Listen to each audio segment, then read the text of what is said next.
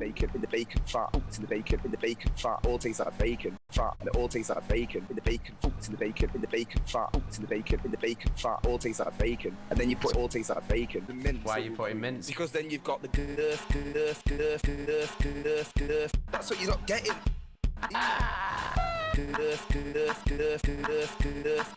That's what you're not getting, Sam. This is what I mean. You've got the That's what you're not getting.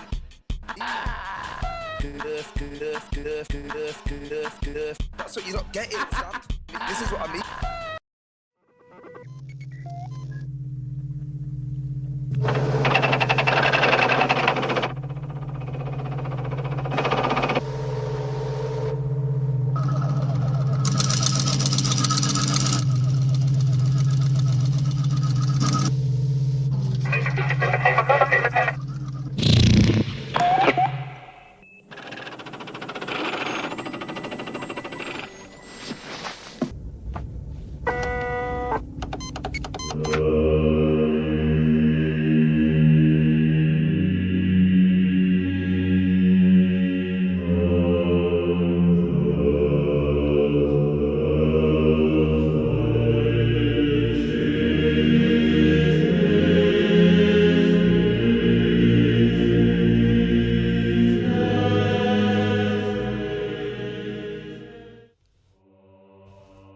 Hello, greetings. Greetings, my queechlings, my beautiful hoons. In the name of the Emperor, the God Emperor of mankind, we bring you a story tonight. We will continue with chapters 11 and 12 of Galaxy in Flames. So, everybody out there in the Imperium, how are we all doing tonight? How's your Wednesday been? Sorry I'm a little bit late. As you can see, I had some things to do.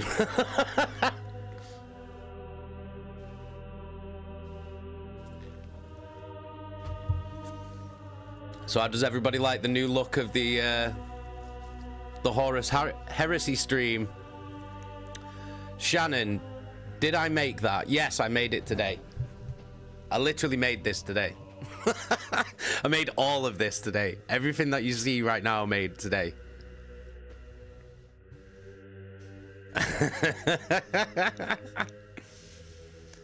So, how is everybody doing? How are we all? Are we all good? What have you been doing? You can see what I've been doing with my Wednesday. I've been praising the Omnisire.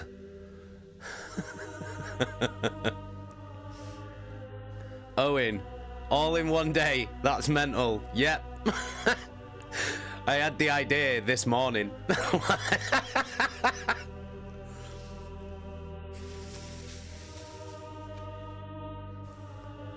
Right. Should we see who's in the chat? Shall I say hello to everybody who is out there on this Vox link? We have got Moderator Supreme, Chaka. We've got Owen, Cecil, Brother Cecil. We've got Fake Bark. We've got Snow. We've got Leeds J. We've got Shannon. We've got Jenkins, Jesky's Fella, Martin, Mother of Cats, Nosset, Megan99, Cam, and Gore Crusher. If I've missed anybody out, please let me know. Let me know. Wash, how are you doing?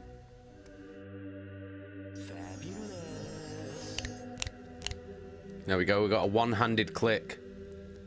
In the name of the Emperor.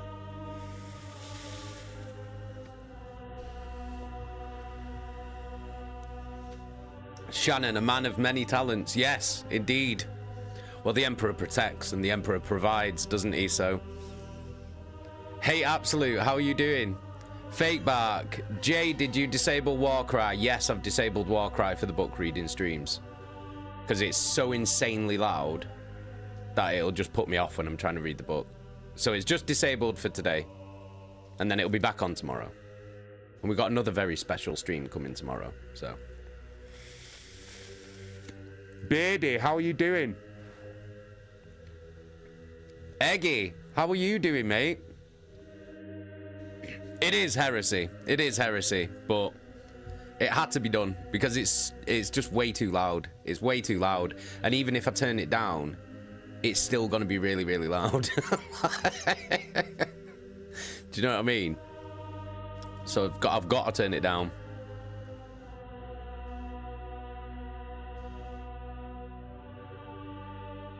Right, 1 second. Just let me change my... There we go. That's probably going to be a bit better for me. All right, so let's see. What's on the incoming comms?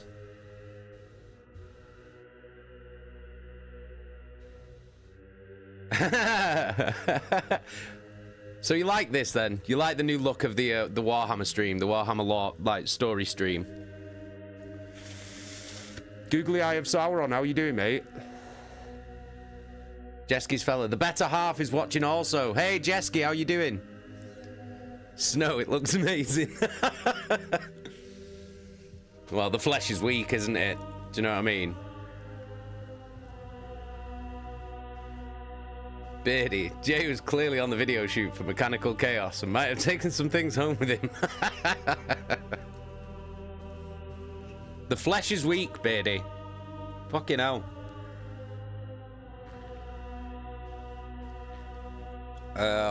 Wash, did you 3D print everything or did you raid your kitchen for appliances? No, I didn't 3D print anything. I literally went to the shit shop around the corner. Geezer, Midnight Squeezer. How you doing, Nosset? I just went round to the shop and just bought loads of bits that I thought would look like it and work and that I could make something out of. And then I spent my afternoon making this. And now I am one with the Omnisire. The Remembrancer The Slam King. I am here to regale you with tales of the Horus Heresy.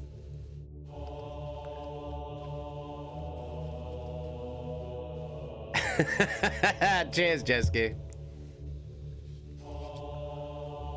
Nosset, Crowned is also disabled today because look at the fucking state of me, dude. I can't be, I literally can't put it on.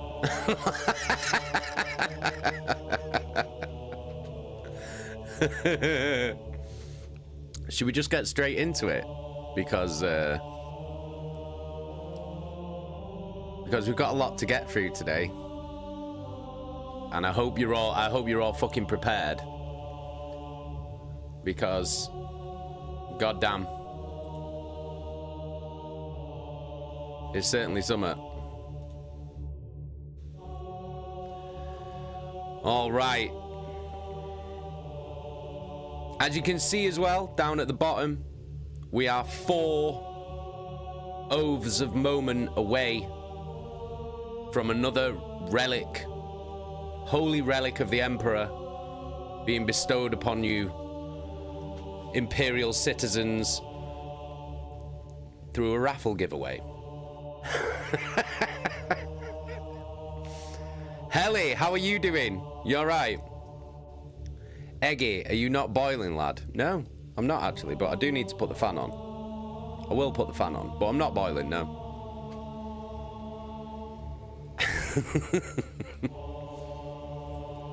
I care not for things like heat. All right. Shall we just get straight into it then? Should we just get right into it? Immediately jump straight in. Not very, Helly, not very well and it's bloody roasting. Well, I hope you feel better soon. How you're not melting is beyond me. Because it's not much. It's just a couple of bionics, isn't it? Do you know what I mean? All right. Should we just jump straight in? We've got a lot to get through today. Like this is there's some big shit coming ahead. So I hope you're all mentally prepared for what's to come.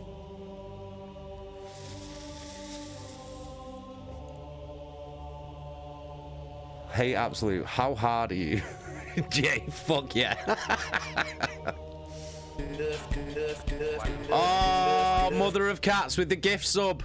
Massive love. Hang on, we need to sort that out, don't we?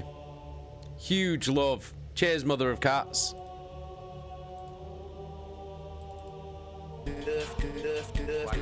Yo, Chaka with the gift sub.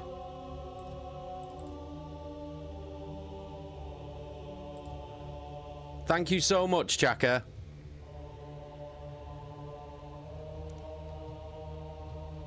There we go. 43 oaths of moment. We are 2 away from a holy relic. Alright, should we just jump straight in? Mother of Cats, Chaka, thank you so much for the gift subs. Massive love, guys. Alright. Let's get straight into this. Oh shit. Jesky with the gift sub. Massive love. Thank you so much.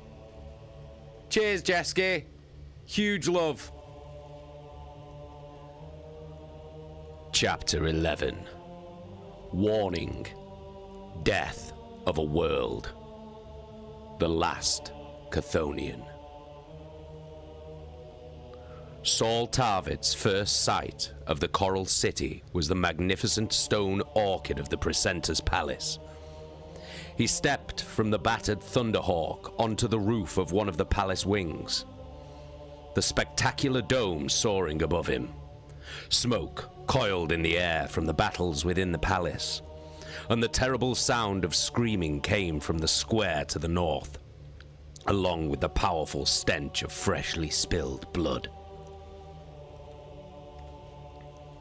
Tarvitz took it in at a glance, the thought hitting him hard that at any moment it would all be gone. He saw Astartes moving along the roof towards him, Emperor's children, and his heart leapt to see Narcisse's squad with Lucius at its head, his sword smoking from the battle. "Tarvitz!" called Lucius, and Tarvitz thought he detected even more of a swagger to the swordsman's stride. "I thought you'd never make it. Jealous of the kills?" "Lucius, what's the situation?" asked Tarvitz. "The palace is ours and Pral is dead, killed by my own hand. No doubt you can smell the World Eaters. They're just not at home unless everything stinks of blood. The rest of the city's cut off. We can't raise anyone." Lucius indicated the city's far west, where the towering form of the Dies Irae blazed fire upon the hapless Istvanians out of sight below. "Though it looks like the Death Guard will soon run out of things to kill." "We have to contact the rest of the strike force, now," said Tarvitz. "The Sons of Horus and the Death Guard. Get a squad on it. Get someone up to higher ground." "Why?" asked Lucius. "Saul, what's happening?" "We're going to be hit. Something big. A virus strike." "The Istvanians?" "No," said Tarvitz sadly. "We are betrayed by our own." Lucius hesitated. "The Warmaster?" "Saul, what are you? We've been sent down here to die, Lucius. Fulgrim chose those who were not part of their grand plan." "Saul, that's insane!" cried Lucius. "Why would our Primarch do such a thing?" "I do not know, but he would not have done this without the Warmaster's command," said Tarvitz. "This is but the first stage in some larger plan. I know not his purpose, but we have to try and stop it." Lucius shook his head, his features twisted in petulant bitterness. "No, the Primarch wouldn't send me to die. Not after all the battles I fought for him. Look at what I've become. I was one of Fulgrim's chosen. I've never faltered, never questioned. I would have followed Fulgrim into hell."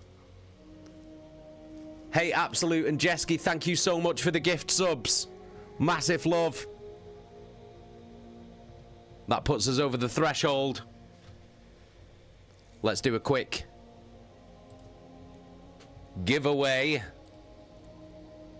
Right, I'm going to open it.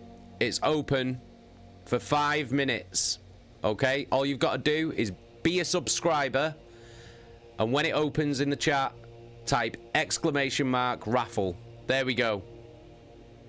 We've got 5 minutes. Thank you so much for the gift subs. Massively appreciate you guys. Huge love. The next giveaway is at 60, I think. For a man who's half a machine, my maths is terrible, but I think it's 60, I don't know. Thank you so much, guys. I appreciate you. !raffle in the Twitch chat.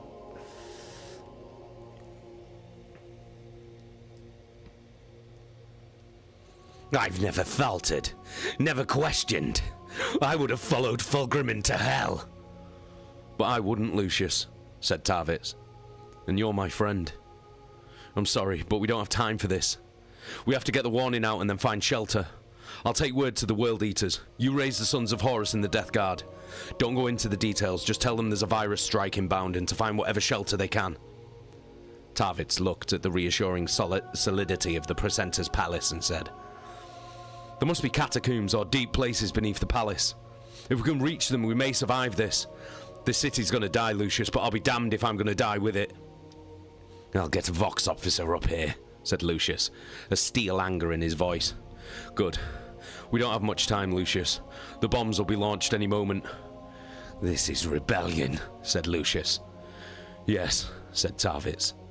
It is.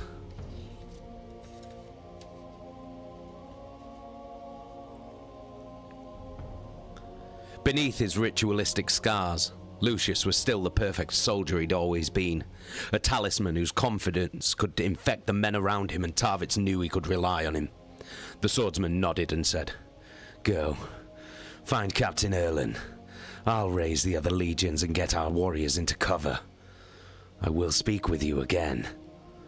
Until then, said Tarvitz. Lucius turned to Narcisse, barked an order, and ran back towards the palace dome. Tarvitz followed, looking down on the northern plaza and glimpsing the seething battle there, hearing the screams and sound of chain blades. He looked up at the late morning sky. Clouds were gathering. Any moment, falling virus bombs would bore through those clouds. The bombs would fall all over Isstvan III, and billions of people would die.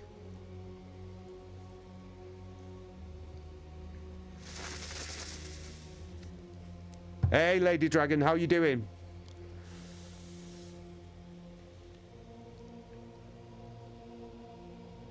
Among the trenches and the bunkers that sprawled to the west of the Coral City, men and Astartes died in storms of mud and fire. The Dies Irae shuddered with the weight of fire it laid down. Moderati Khazar felt it all, as though the immense multi-barreled Vulcan bolter were in his own hand.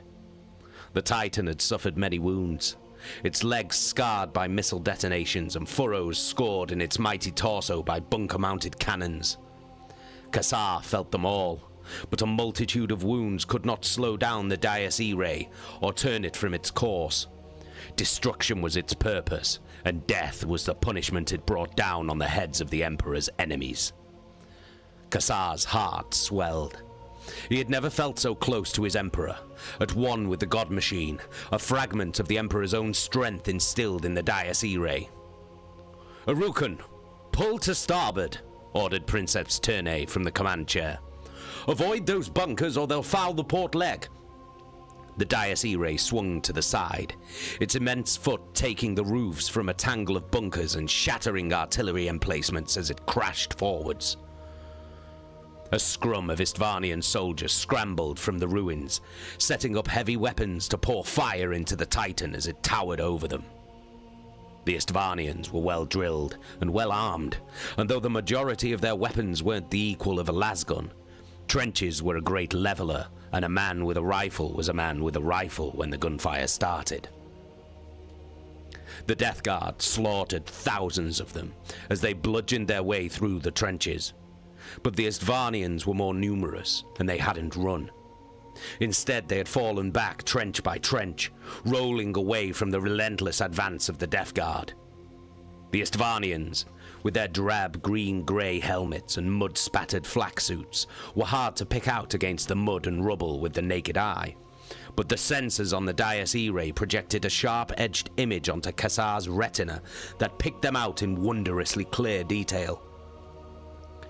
Kassar fired a blast of massive caliber shells, watching as columns of mud and bodies sprayed into the air like splashes in water. The Istvanians disappeared, destroyed by the hand of the Emperor. "Enemy forces massing to the port forward quadrant," said Moderate Erukan. To Kassar, his voice felt distant, though he was just across the command bridge of the Titan. "The Death Guard can handle them," replied Ternay. "Concentrate on the artillery. That can hurt us." Below Kassar, the gunmetal forms of the Death Guard glinted around the bunkers as two squads of them threw grenades through the gun ports and kicked down the doors, spraying the Istvanians who still lived inside with bolter fire or incinerating them with sheets of fire from their flamers. From the head of the Dias Irae, the Death Guard looked like a swarm of beetles, with the carapaces of their power armor scuttling through the trenches.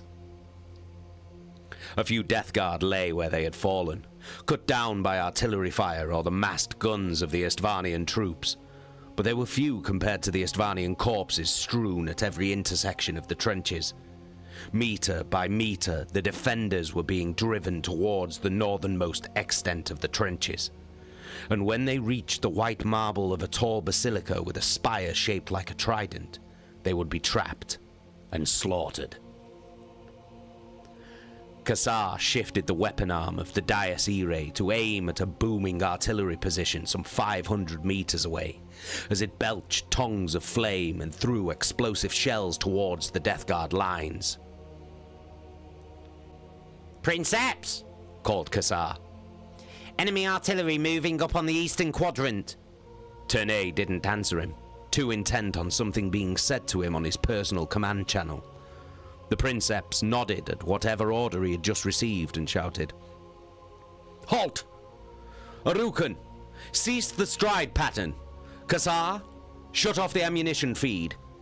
Kassar instinctively switched off the cycling of the weapon that thundered from the Titan's arm, and the shock forced his consciousness back to the command bridge. He no longer looked through the eyes of the Dias Irae, but was back with his fellow officers. "Princeps?" asked Kassar, scanning the readouts. "Is there a malfunction? If there is, I'm not seeing it. The primary systems are reading fine." "It's not a malfunction," replied Ternay sharply. Kassar looked up from the information scrolling across his vision in unfocused columns. "Moderate Kassar!" barked Ternay. "How's our weapon temperature?" Acceptable," said Kassar. "I was going to push it on that artillery." "Close up the coolant ducts and seal the magazine feeds as soon as possible." "Princeps?" said Kassar in confusion. That will leave us unarmed."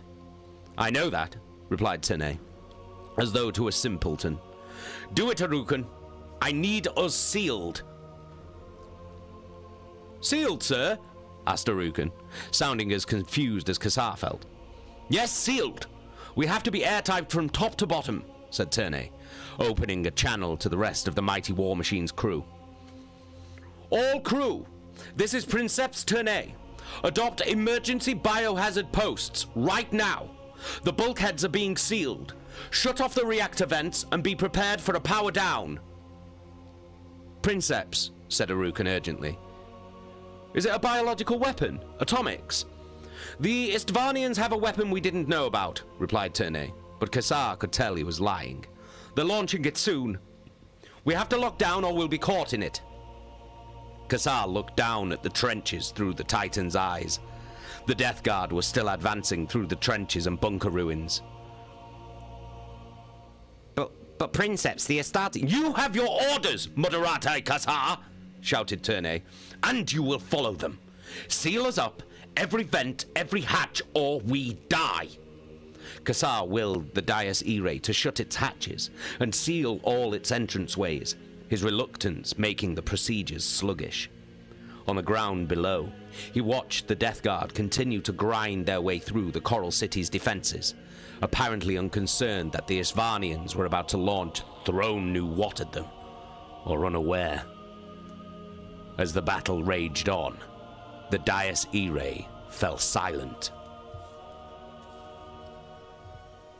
Oh, should we check this raffle? Is it done? Oh, we can pick a winner. Let us pick a winner. In fact, let me pick. I'll pick a patch first. Right, we're picking the winner. Here he goes. Jeski! Jeski, you have won. You have won this beautiful Slam King logo patch. What a gift.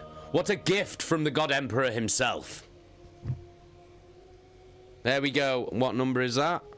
That is 98. Jeski, you've won 98. Send me a message on Discord.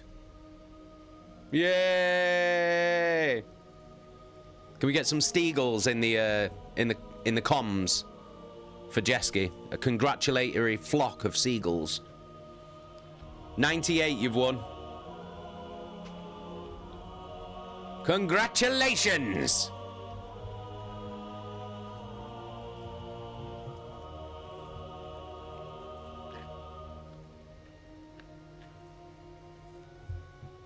Oh, Mateo. How you doing? You alright? Oh, Mateo, how do we win? How do we win something? You have to be watching on Twitch. You have to be a subscriber and you have to be watching on Twitch. Yeah, look at all them Steagles. Beautiful, beautiful. An absolute flock of Steagles.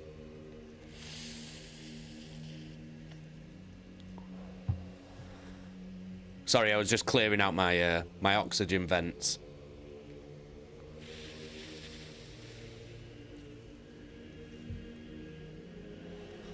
All right. Let's continue.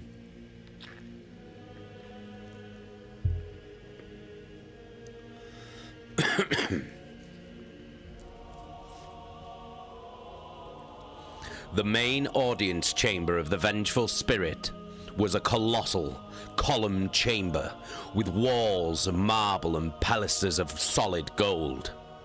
Its magnificence was like nothing Cinderman had ever seen, and the thousands of remembrancers who filled the chamber wore the expressions of awed children who had been shown some new, unheard-of wonder.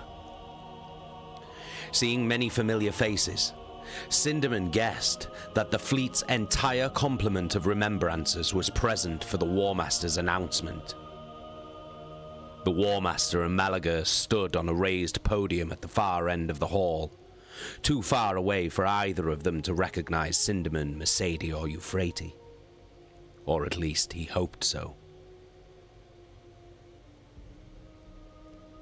Who knew how sharp an Astartes' eyesight was, let alone a Primarch's? Both Astartes were wrapped in cream robes edged in gold and silver, and a detail of warriors stood beside them. A number of large pict screens had been hung from the walls.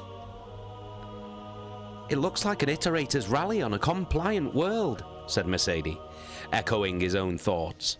So similar was it, that he began to wonder what message was to be imparted, and how it would be reinforced.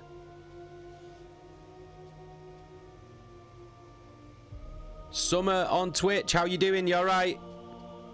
Welcome to the channel, Teo. He looked around for plants in the audience who would clap and cheer at precise points to direct the crowd in the desired manner.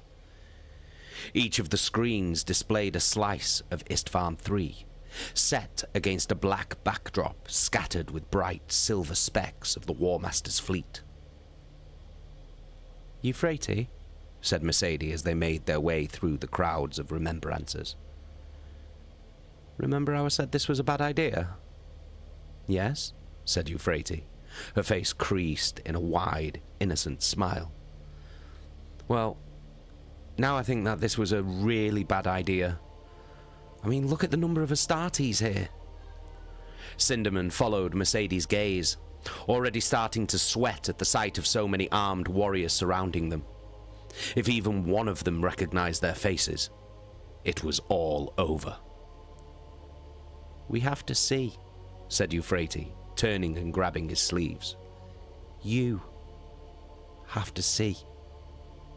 Sindaman felt the heat of her touch and saw the fire behind her eyes, like thunder before a storm, and he realized with a start that he was a little afraid of Euphrates. The crowd milled in eager impatience, and Sindaman kept his face turned from the Astartes, staring into the middle of the audience chamber. Euphrates squeezed Mercedes' hand as the pict screens leapt to life, and a gasp went up from the assembled remembrancers as they saw the bloody streets of the Coral City. Clearly shot from an aircraft, the images filled the giant pict screens, and Sindaman felt his gorge rise at the sight of so much butchery. He remembered the carnage of the Whisperheads, and reminded himself that this was what the Astartes had been created to do. But the sheer visceral nature of that reality was something he knew he would never get used to. Bodies filled the streets, and arterial gore covered almost every surface as though the heavens had rained blood. "You remembrancers say you want to see war," said Horus, his voice easily carrying to the furthest corners of the hall. "Well, this is it." Sindaman watched as the image shifted on the screen, pulling back and panning up through the sky and into the dark, star-spattered heavens above. Burning spears of light fell towards the battle below. "What are those?" asked Mercedes. "They're bombs," said Sindaman, in horrified disbelief. "The planet is being bombarded. And so, it begins," said Euphrates.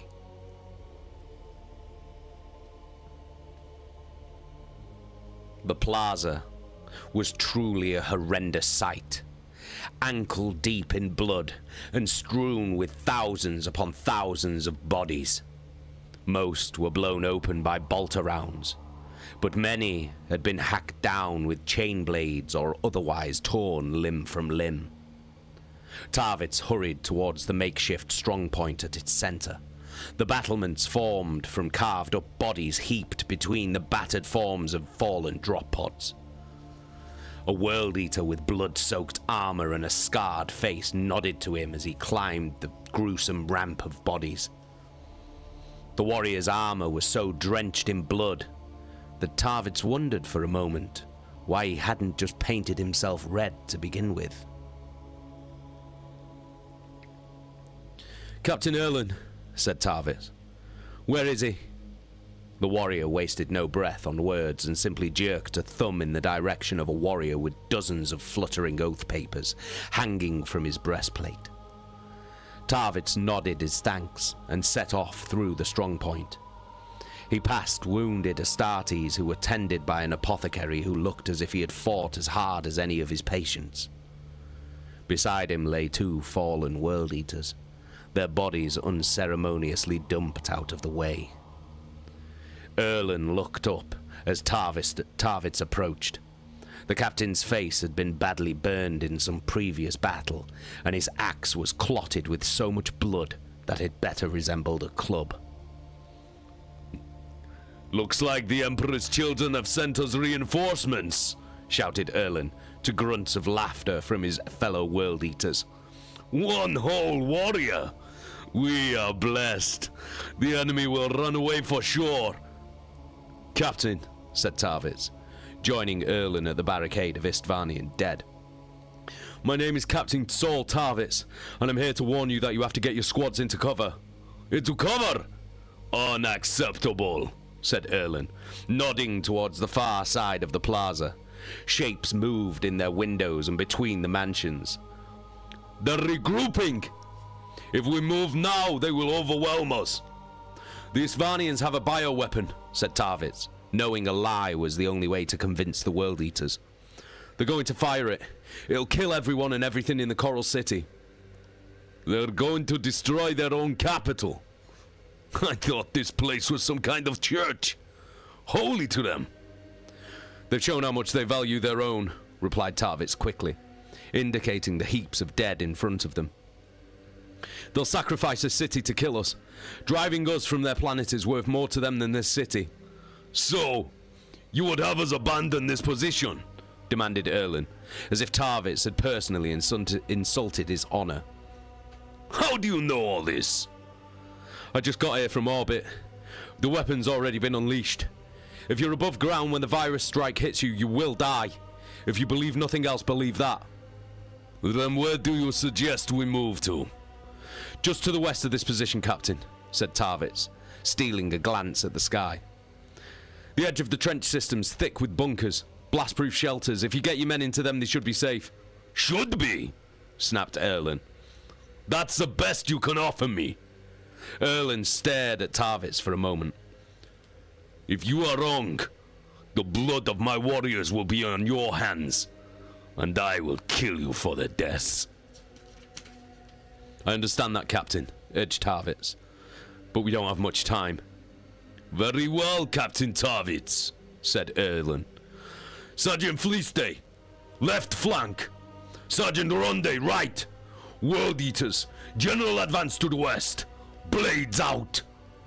The World Eaters drew their chain axes and swords. The blood-stained assault units hurried to the front and stepped over the makeshift barricades of corpses. Are you coming, Tarvitz? asked Erlen. Tarvitz nodded, drawing his broadsword and following the World Eaters into the plaza. Although they were fellow Astartes, he knew he was a stranger among them as they ran, spitting battle curses and splashing through the dead towards the potential safety of the bunkers. Tarvitz glanced up at the gathering clouds and felt his chest tighten. The first burning streaks were falling towards the city.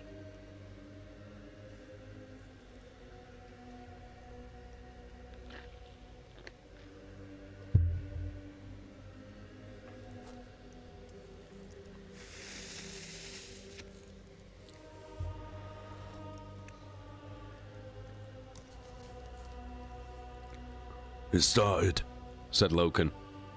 Lachoste looked up from the field vox. Fire was streaking through the sky towards the Coral City. Loken tried to judge the angle and speed of the falling darts of fire. Some of them would come down between the spires of the Siren Hold, just like the Sons of Horus's own drop pods had done hours earlier. And they would hit in a matter of minutes. Did Lucius say anything else? No, said Lachoste. Some bioweapon. That was all. Sounded like he ran into a firefight. Tarek! Shouted Loken. We need to get into cover. Now. Beneath the Siren Hold. Will that be enough? If they dug the catacombs deep enough, then maybe. And if not? From what Lucius said, we'll die. We'd better get a move on. Loken turned to the Sons of Horus advancing around him. Incoming! Get to the Siren Hold and head down, now! The closest spire of the Siren Hold was a towering monstrosity of grotesque writhing figures and leching gargoyle faces, a vision taken from some ancient hell of Isstvan's myths. The Sons of Horus broke their advance formation and ran towards it. Loken heard the distinctive boom of an airborne detonation high above the city, and pushed himself harder as he entered the darkness of the tomb spire. Inside, it was dark and ugly. The floor paved with tortured, half-human figures who reached up with stone hands, as if through the bars of a cage. "There's a way down," said Torgaddon. Loken followed as Astartes ran towards the catacomb entrance, a huge, monstrous stone head with a passageway leading down its throat. As the darkness closed around him, Loken heard a familiar sound drifting from beyond the walls of the Siren Hold. It was screaming. It was the song of the Coral City's death.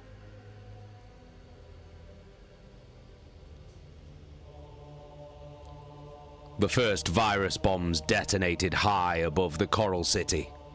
The huge explosions spreading the deadly payloads far and wide into the atmosphere. Designed to kill every living thing on the surface of a planet, the viral strains released on Isstvan III were the most efficient killers in the Warmaster's arsenal.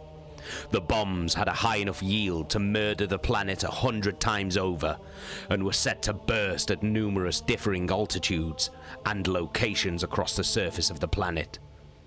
The virus leapt through forests and plains, sweeping along algal blooms and riding air currents across the globe.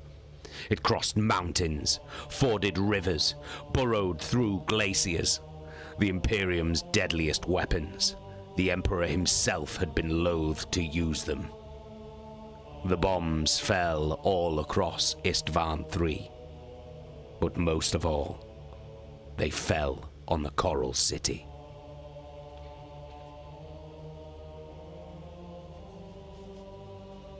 The World Eaters were the furthest from cover and suffered the worst of the initial bombardment.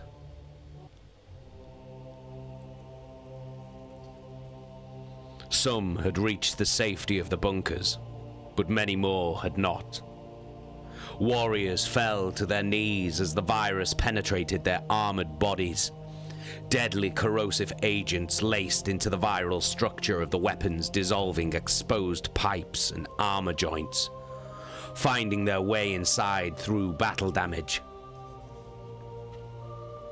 Astartes screamed. The sound was all the more shocking for its very existence, rather than from the horror of its tone. The virus broke down cellular bonds at the molecular level, and its victims literally dissolved into a soup of rancid meat within minutes of exposure, leaving little but sloshing suits of rotted armor. Even many of those who reached the safety of the sealed bunkers died in agony as they shut the doors only to find they had brought the lethal virus inside with them. The virus spread through the civilian populace of Isstvan III at the speed of thought, leaping from victim to victim in the time it took to breathe its foul contagion. People dropped where they stood, the flesh sloughing from their skeletons as their nervous systems collapsed and their bones turned to the consistency of jelly. Bright explosions fed the viral feast, perpetuating the fatal reactions of corruption. The very lethality of the virus was its own worst enemy, for without a host organism to carry it from victim to victim, the virus quickly consumed itself. However, the bombardment from orbit was unrelenting, smothering the entire planet in a precisely targeted array of overlapping fire plans that ensured that nothing would escape the virus. Entire kingdoms and vassal states across the surface were obliterated in minutes. Ancient cultures that had survived Old Night and endured the horror of invasion a dozen times over fell without even knowing why. Millions dying in screaming agony as their bodies betrayed them and fell apart, reducing them to rotted, decaying matter. Sindaman watched the bloom of darkness spread across the slice of the planet visible on the giant pict screens. It spread in a wide black ring, eating its way across the surface of the planet with astonishing speed, leaving grey desolation behind it. Another wave of corruption crept in from another part of the surface, the two dark masses meeting and continuing to spread like the symptom of a horrible disease. What is it? Whispered Mercedes. You have already seen it, said Euphrates. The Emperor showed you through me. It is death. Sindaman's stomach lurched as he remembered the hideous vision of decay, his flesh disintegrating before him and black corruption consuming everything around him. That was what was happening on Isstvan III. This was the betrayal.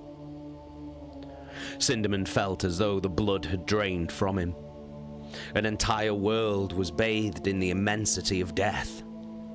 He felt an echo of the fear it brought to the people of Isstvan III, and that fear, multiplied across all those billions of people, was beyond his comprehension. "You are remembrancers," said Keeler, a quiet sadness in her voice. "Both of you. Remember this, and pass it on. Someone must know." He nodded dumbly, too numbed by what he was seeing to say anything. "Come on," said Euphrates. "We have to go." "Go!" sobbed Mercedes, her eyes still fixed on the death of a world. "Go where?" "Away," smiled Euphrates, taking their hands and leading them through the immobile, horrified throng of remembrancers towards the edge of the chamber. At first, Sindaman let her lead him, his limbs unable to do more than simply place one foot in front of another. But as he saw she was taking them towards the Astartes at the edge of the chamber, he began to pull back in alarm. "Euphrates," he hissed. "What are you doing? If those Astartes recognize us..." "Trust me, Kirill. I'm counting on that." Euphrates led them towards a hulking warrior who stood apart from the others, and Sindaman knew enough of body language to know that this man was as horrified as they were at what was happening. The Astartes turned to face them, his face craggy and ancient, worn like old leather. Euphrates stopped in front of him and said, "Iacton, I need your help." Iacton Cruz. Sindaman had heard Loken speak of him, the half-heard. He was a warrior of the old days, whose voice carried no weight amongst the higher echelons of command. A warrior of the old days. "You need my help?" asked Cruz. "Who are you?" "My name is Euphrates Keeler, and this is Mercedes Ollerton," said Euphrates, as if her introductions in the midst of such carnage were the most normal thing in the world. "And this is Kirill Sindaman." Sindaman could see the recognition in Cruz's face, and he closed his eyes as he awaited the inevitable shout that would see them revealed. "Loken asked me to look out for you," said Cruz. "Loken?" asked Mercedes. "Have you heard from him?" Cruz shook his head, but said, "He asked me to keep you safe while he was gone. I think I know what he meant now." "What do you mean?" asked Sindaman, not liking the way Cruz kept casting wary glances at the armed warriors that lined the walls of the chamber. "Never mind," said Cruz. "Iacton," commanded Euphrates, her voice laden with quiet authority. "Look at me." The craggy-featured Astartes looked down at the slight form of Euphrates, and Sindaman could feel the power and determination that flowed from her. "You are the half-heard no longer," said Euphrates. "Now your voice will be heard louder than any other in your legion. You cling to the old ways, and wish them to return with the fond nostalgia of the venerable. Those days are dying here, Iacton, but with your help, we can bring them back again." "What are you talking about, woman?" snarled Cruz. "I want you to remember Chthoniya," said Euphrates, and Sindaman recoiled as he felt an electric surge of energy spark from her, as if her very skin was charged. "What do you know of the planet of my birth?" "Only what I see inside you, Iacton," said Euphrates, a soft glow building behind her eyes and filling her words with promise and seduction.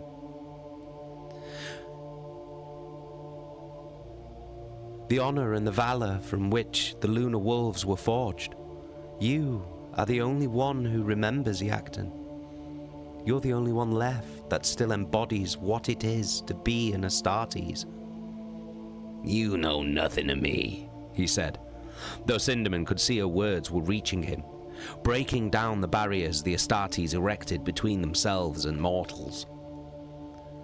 Your brothers call you the half-herd, but you do not take them to task for it. I know this is because a Chthonian warrior is honorable and cares not for petty insults. I also know that your counsel is not heard because yours is the voice of a past age, where the Great Crusade was a noble thing, done not for gain, but for the good of all humankind. Sindaman watched as Cruz's face spoke volumes of the conflict raging within his soul. Loyalty to his legion vied with loyalty to the ideals that had forged it. At last, he smiled ruefully and said, "Nothing too arduous."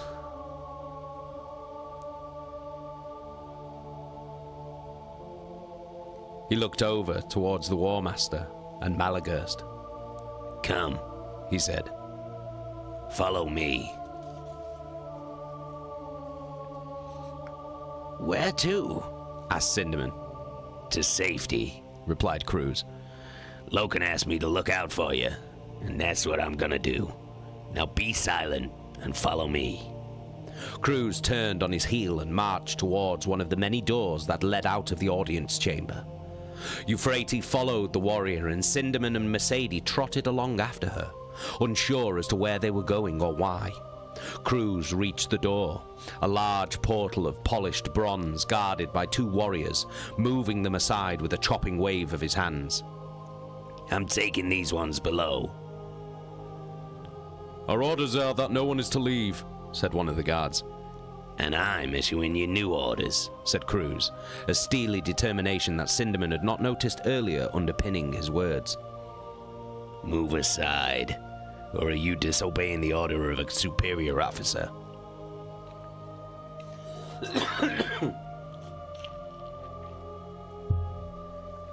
"No, sir," said the warriors, bowing and hauling open the bronze door. Cruz nodded to the guards and gestured that the four of them should pass through. Sindaman, Euphrates, and Mercedes left the audience chamber, the door slamming behind them with an awful finality. With the sounds of the dying planet and the gasps of shock suddenly cut off, the silence that enveloped them was positively unnerving. Now what do we do? asked Mercedes. "I get us as far away from the vengeful spirit as possible," answered Cruz. "Off the ship?" asked Sindaman. "Yes," said Cruz. "It's not safe for your kind now. Not safe at all."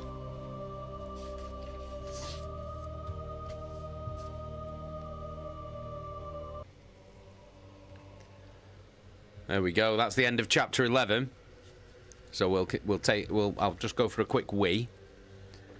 We'll have a little chat about what we've just read, and then we'll carry on. I shall be back in 2 minutes. I'm just going to the toilet. Just gonna go and piss in the name of the Emperor.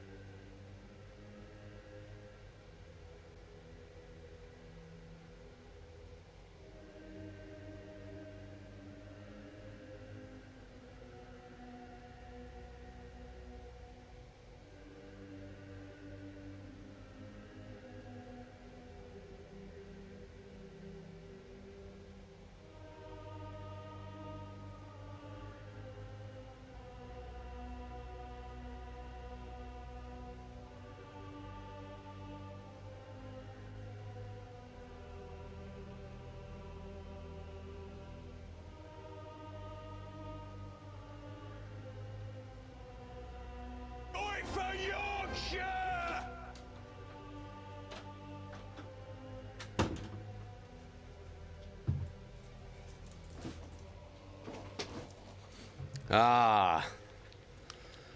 Loyal Imperial citizens, I have returned. All right. Monstrum on YouTube. Big love. Welcome to the channel. Thank you so much.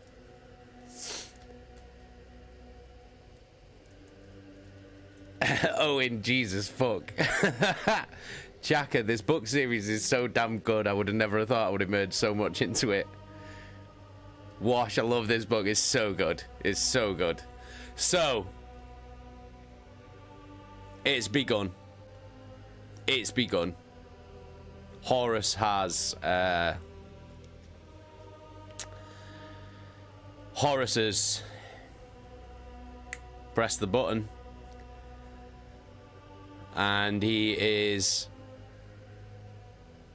exterminating everybody who he thinks is not on the level or wouldn't be on the level. So on that planet, characters that we know are Loken and Torgaddon, Saul Tarvitz and Lucius. I think Rylanor's down there, the Dreadnought. And they have, oh, the Kassar and Arukan, who are on the Titan, the Dias Irae, they're down there as well. And the bombs have been launched. The bombs are coming down. These virus bombs that just melt all life. Like, there's like...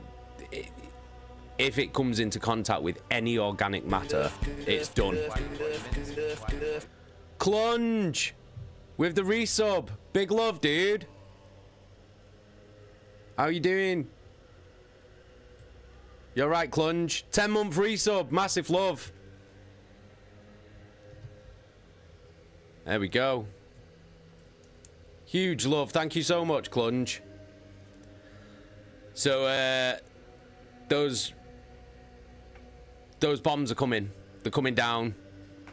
All life is being melted. And Loken, Tarvitz, Lucius, and Torgaddon are all trying to get into cover. I think Tarvitz and Lucius have managed to get into some kind of bunker. Loken and Torgaddon have ran down into the catacombs underneath the city. The Dias Irae, the Titan, they've just locked it all down, closed all the vents, everything. So, and meanwhile, everything outside is being melted. Space Marines, Astartes, all melted in their armor. Their entire bodies just turning into soup.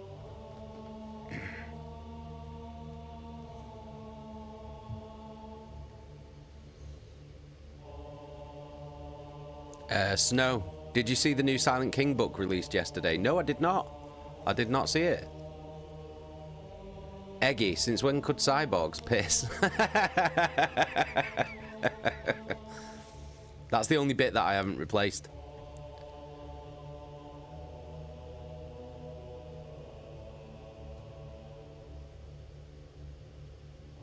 Wash, next book, Flight of the Eisenstein, is a bit of a drag, but the one after Fulgrim, holy shit, what a masterpiece. So, yeah, what are we, guys, what are we thinking? What are we thinking's happening here?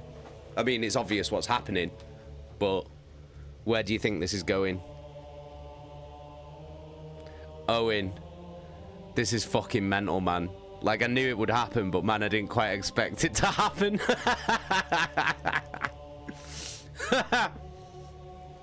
It's horrible. It's fucking horrible.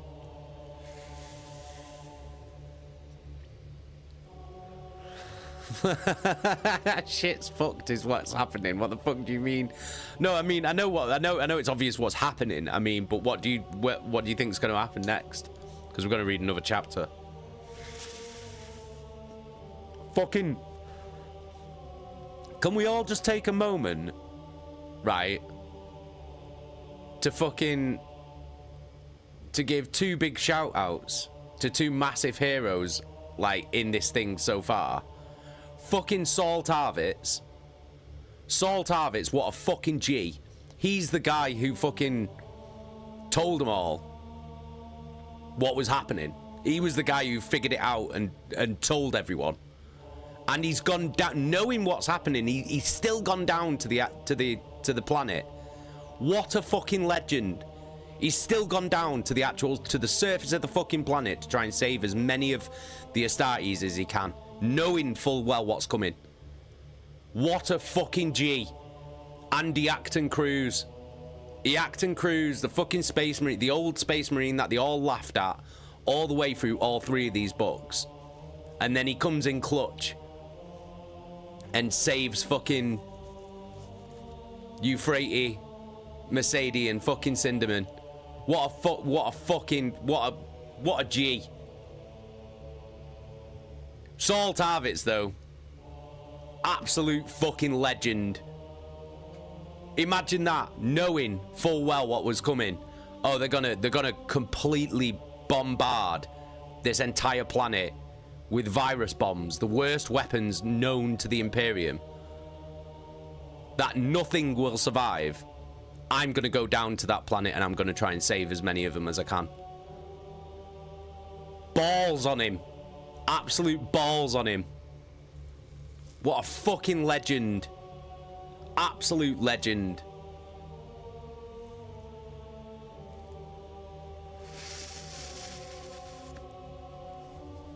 Oh, in big soul, man. Snow, are we going to do a 3-chapter read for the ending? How many chapters is there?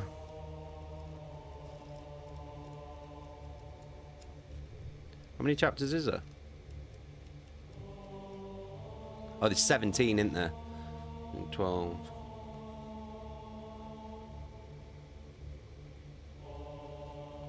$13, $14. Yeah, we'll do a 3-chapter for the end. Yeah, because it's 3 chapters the end, isn't it? So, yeah, we'll do a 3-chapter read for the final part, because there's 7 chapters left. I think, yeah.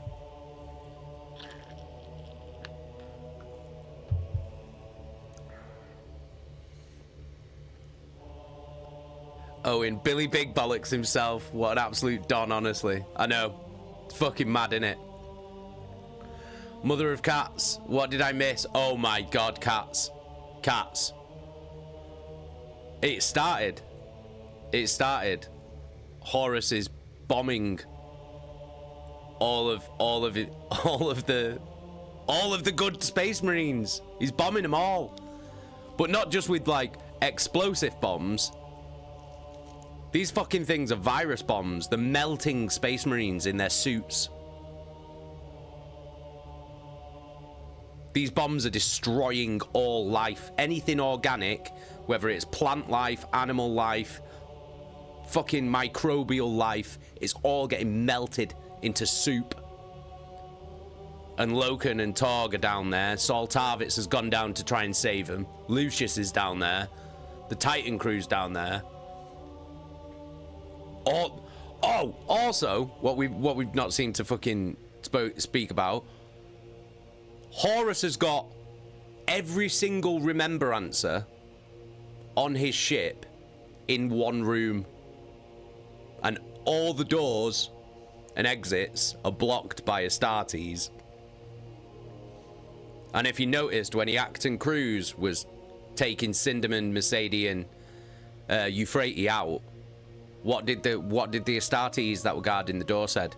Orders are, no one's allowed out.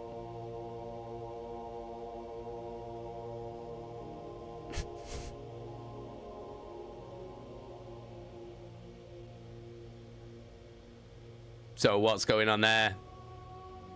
What's Horus's plan there?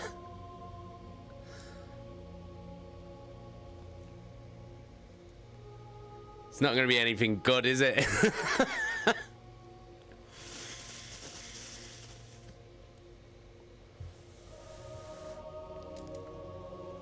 Oh, and it's fucking heresy is what it is.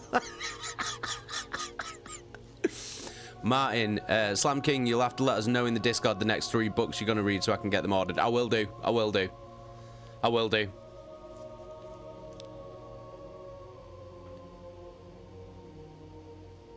Snow, he's going to give them all a big cake and congratulate them.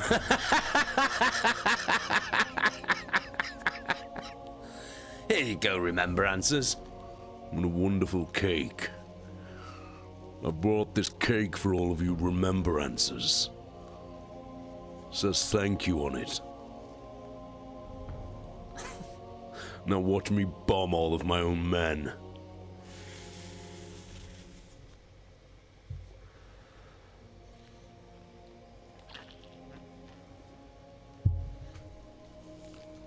Right, should we crack on? Should we crack on? Should we get on? Chapter 12.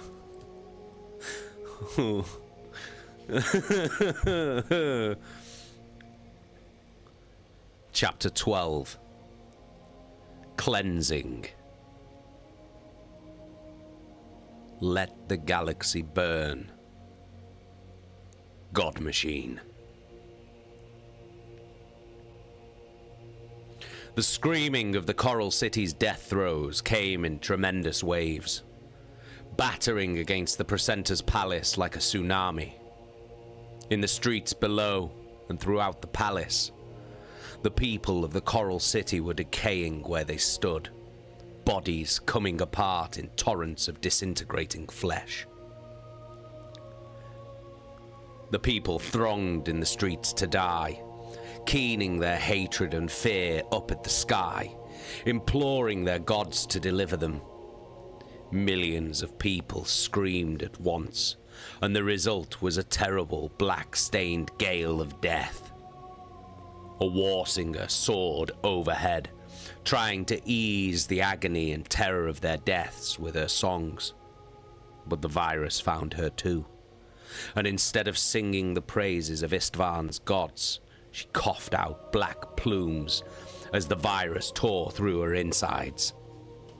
She fell like a shot bird, twirling towards the dying below. A bulky shape appeared on the roof of the Precentor's palace. Ancient Rylanor strode to the edge of the roof, overlooking the scenes of horror below. The viral carnage seething between the buildings. Rylanor's dreadnought body was sealed against the world outside, sealed far more effectively than any Astartes armor, and the deathly wind swirled harmlessly around him as he watched the city's death unfold. Rylanor looked up towards the sky, where far above the Warmaster's fleet was still emptying the last of its deathly payload onto Isstvan III.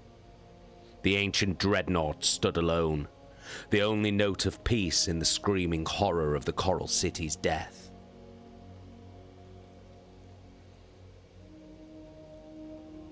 Good job we built these bunkers tough, said Captain Erlen.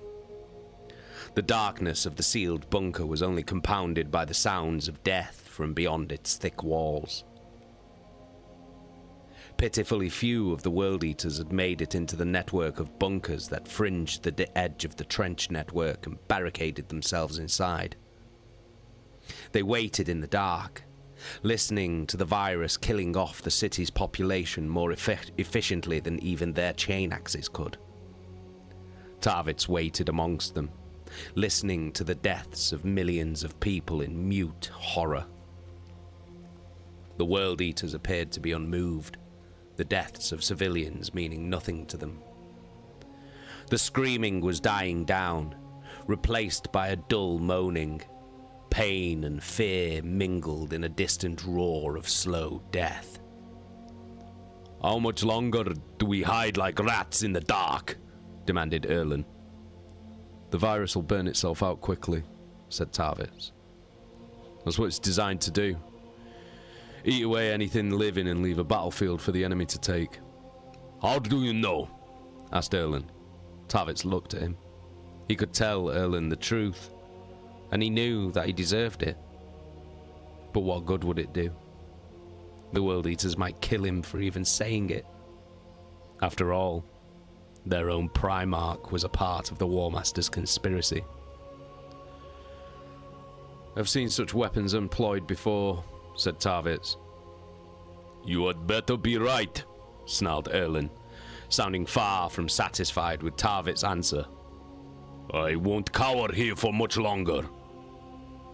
The World Eater looked over his warriors, their blood-stained armored bodies packed close together in the darkness of the bunker. He raised his axe and called, Rathe! Have you raised the sons of Horus? Not yet, replied Rathe. Tarvitz could see he was a veteran, with numerous cortical implants blistered across his scalp. There's chatter, but nothing direct. So they're still alive? Maybe. Erlen shook his head. They got us. We thought we'd taken this city and they got us. None of us could have known, said Tarvitz. No. There are no excuses. Erlen's face hardened. The World Eaters must always go further than the enemy. When they attack, we charge right back at them. When they dig in, we dig them out. When they kill our warriors, we kill their cities. But this time, the enemy went further than we did. We attacked their city, and they destroyed it to take us with them. We were all caught out, Captain, said Tarvitz. The Emperor's children, too.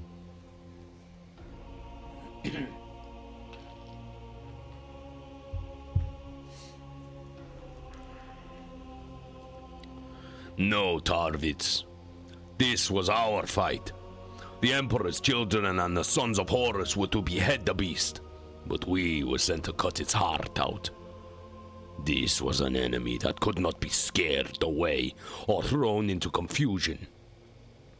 The Isstvan had to be killed, whether the other legions acknowledge it or not. The World Eaters were the ones who had to win this city, and we take responsibility for our failures. It's not your responsibility, said Tarvitz. Ha! Unless a soldier pretends that his failures are those of his commanders, and Astartes realizes that they are his alone. No, Captain. You don't understand. I mean... Got something, said Rathe from the corner of the bunker. The sons of Horus? Rathe shook his head. Death Guard. They took cover in the bunkers further west. What do they say? That the virus is dying down. Then we could be out there again soon, said Erlen with relish.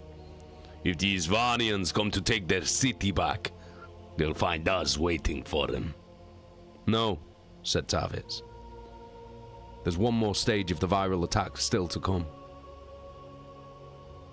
And what is that? Demanded Erlen. The firestorm.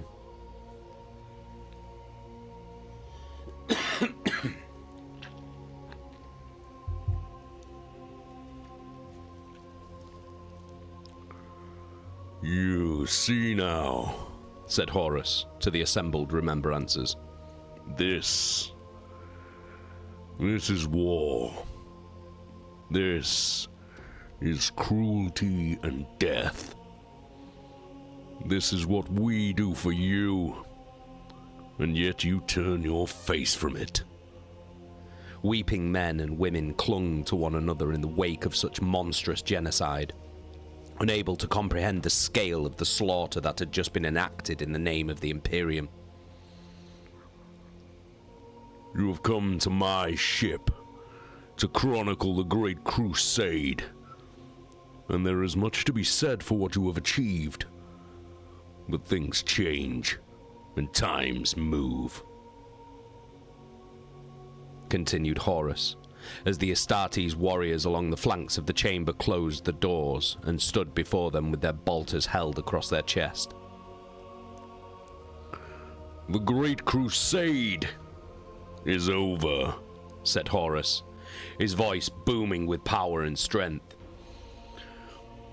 The ideals it stood for are dead, and all we have fought for has been a lie. Until now. Now I will bring the crusade back to its rightful path and rescue the galaxy from its abandonment at the hands of the Emperor. Astonished gasps and wails spread around the chamber at Horus's words, and he relished the freedom he felt in saying them out loud. The need for secrecy and misdirection was no more. Now he could unveil the grandeur of his designs for the galaxy and cast aside his false facade to reveal his true purpose. You cry out, but mere mortals cannot hope to comprehend the scale of my plans, said Horus, savoring the looks of panic that began to spread around the audience chamber. No iterator could ever have had a crowd so completely in the palm of his hand. Unfortunately, this means that there is no place for the likes of you in this new crusade. I am to embark on the greatest war ever unleashed on the galaxy, and I cannot be swayed from my course by those who harbor disloyalty. Horus smiled, the smile of an angelic executioner. Kill them. All of them. Bolt of fire stabbed into the crowd. As the Warmaster's order, flesh burnt in wet explosions and 100 bodies fell in the first fusillade. The screaming began as the crowd surged away from the Astartes who marched into their midst. But there was no escape. Guns blazed and roaring chainswords rose and fell. The slaughter took less than a minute, and Horus turned away from the killing to watch the final death throes of Isstvan III. Abaddon emerged from the shadows, where he and Malagurst had watched the slaughter of the Remembrancers. "My lord," said Abaddon, bowing low. "What is it, my son?" Ship surveyors report that the virus is mostly burned out. "And the gaseous levels?" "Of the scale, my lord," smiled Abaddon. "The gunners await your orders." Horus watched the swirling, noxious clouds enveloping the planet below. All it would take was a single spark. He imagined the planet as the frayed end of a fuse that would ignite the galaxy in a searing conflagration and would lead to an inexorable conclusion on Terra. "Order the guns to fire," said Horus, his voice cold. "Let the galaxy burn."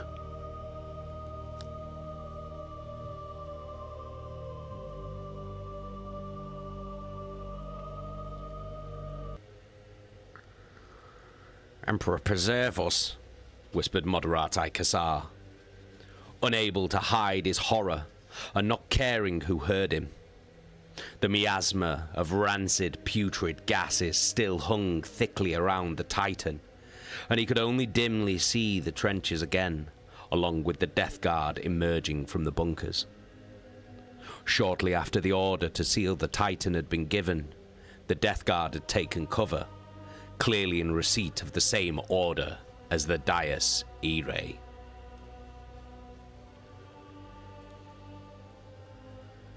The Istvanians had received no such order. The Death Guard's withdrawal had drawn the Istvanian soldiers forwards, and they had borne the full brunt of the bioweapon. Masses of mucus-like flesh choked the trenches, half-formed human corpses looming from them, faces melted and rot bloated bodies spilt open. Thousands upon thousands of Istvanians lay in rotting heaps, and thick streams of sluggish black corruption ran the length of the trenches. Beyond the battlefield, death had consumed the forest that lay just outside the Coral City's limits, now resembling endless graveyards of blackened trunks, like scorched skeletal hands. The earth beneath was saturated with biological death, and the air was thick with foul gases released by the oceans of decaying matter. "Report," said Princeps Ternay, re-entering the cockpit from the Titan's main dorsal cavity. "We're sealed," said Moderate Aruken on the other side of the bridge. "The crew's fine and I have 0 reading of contaminants." The virus has burned itself out," said Ternay. "Kassar, what's out there?" Kassar took a moment to gather his thoughts, still struggling with the hideous magnitude of death that he couldn't have even imagined had he not seen it through the eyes of the Dies Irae. "The Istvanians are gone," he said. He peered through the swirling clouds of gas at the mass of the city to one side of the Titan. "All of them." "And the Death Guard?"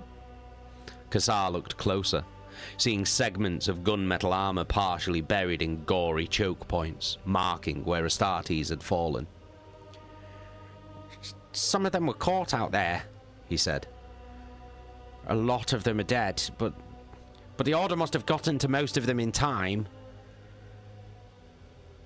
The Order? "Yes, Princeps, the Order to take cover." Ternay peered through the Titan's eye on Aruken's side of the bridge, seeing Death Guard warriors through the greenish haze securing the trenches around their bunkers and treading through the foul remains of the Istvanians. "Damn," said Ternay. "We are blessed," said Kassar. They could have so easily have been." "Watch your mouth, Moderati. That religious filth is a crime by the order of..." Ternay's voice cut off as movement caught his eyes. Kassar followed his gaze in time to see the clouds of gas lit up by a brilliant beam of light, as blazing as a lance strike slashed through the clouds of noxious, highly flammable gases. All it took was a single spark. An entire planet's worth of decaying matter wreathed the atmosphere of Isstvan III in a thick shawl of combustible gases. The lance strike from the vengeful spirit burned through the upper atmosphere into the choking miasma, and its searing beam ignited the gas with a dull whoosh that seemed to suck the oxygen from the air. In a second, the air itself caught light, ripping across the landscape in a howling maelstrom of fire and noise. Entire continents were laid bare, their landscapes seared to bare rock, their decayed populations vaporized in seconds as winds of fire swept across their surfaces in a deadly gale of blazing destruction. Cities exploded as gas lines went up, blazing towers of fire whipping madly in the deadly firestorm. Nothing could survive, and flesh, stone, and metal were vitrified or melted in the unimaginable temperatures. Entire sprawls of buildings collapsed, the bodies of their former occupants reduced to ash and waste on the wind. Palaces of marble and industrial heartlands destroyed in gigantic mushroom clouds as the storm of destruction swept around Isstvan III with relentless, mindless destruction until it seemed as though the entire globe was ablaze. Those Astartes who had survived the viral attack found themselves consumed in flames as they desperately sought to find cover once more. But against this firestorm, there could be no cover for those who had dared to brave the elements. By the time the echoes of the recoil had faded on the Warmaster's flagship, Billions had died on Isstvan III.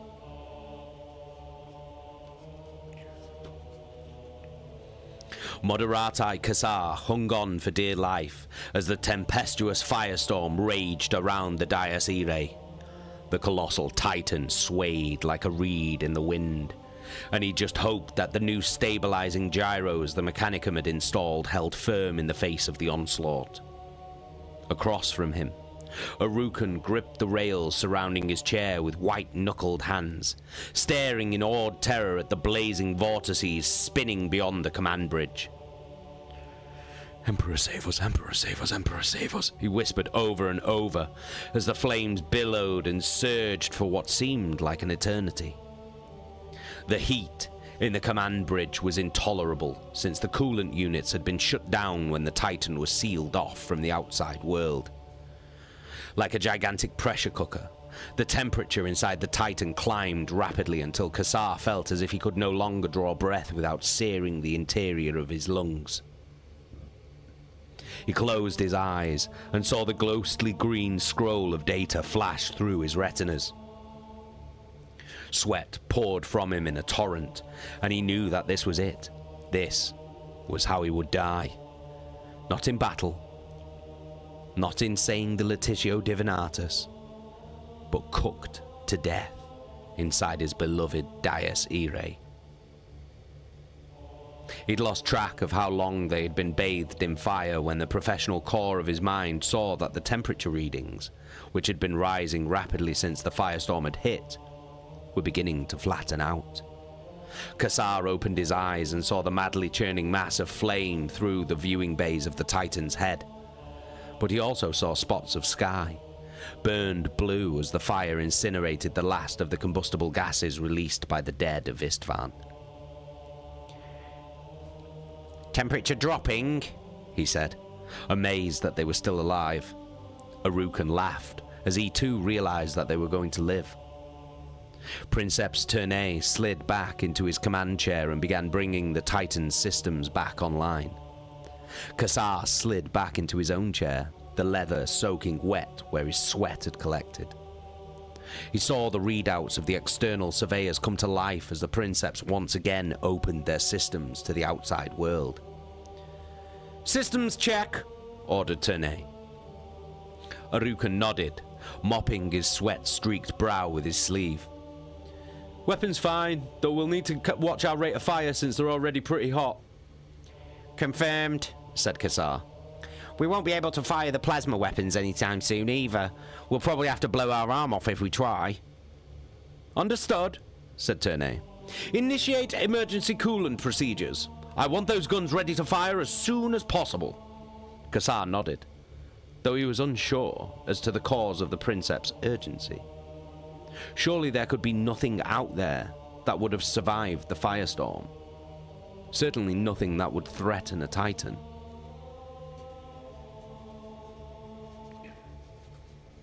"Incoming!"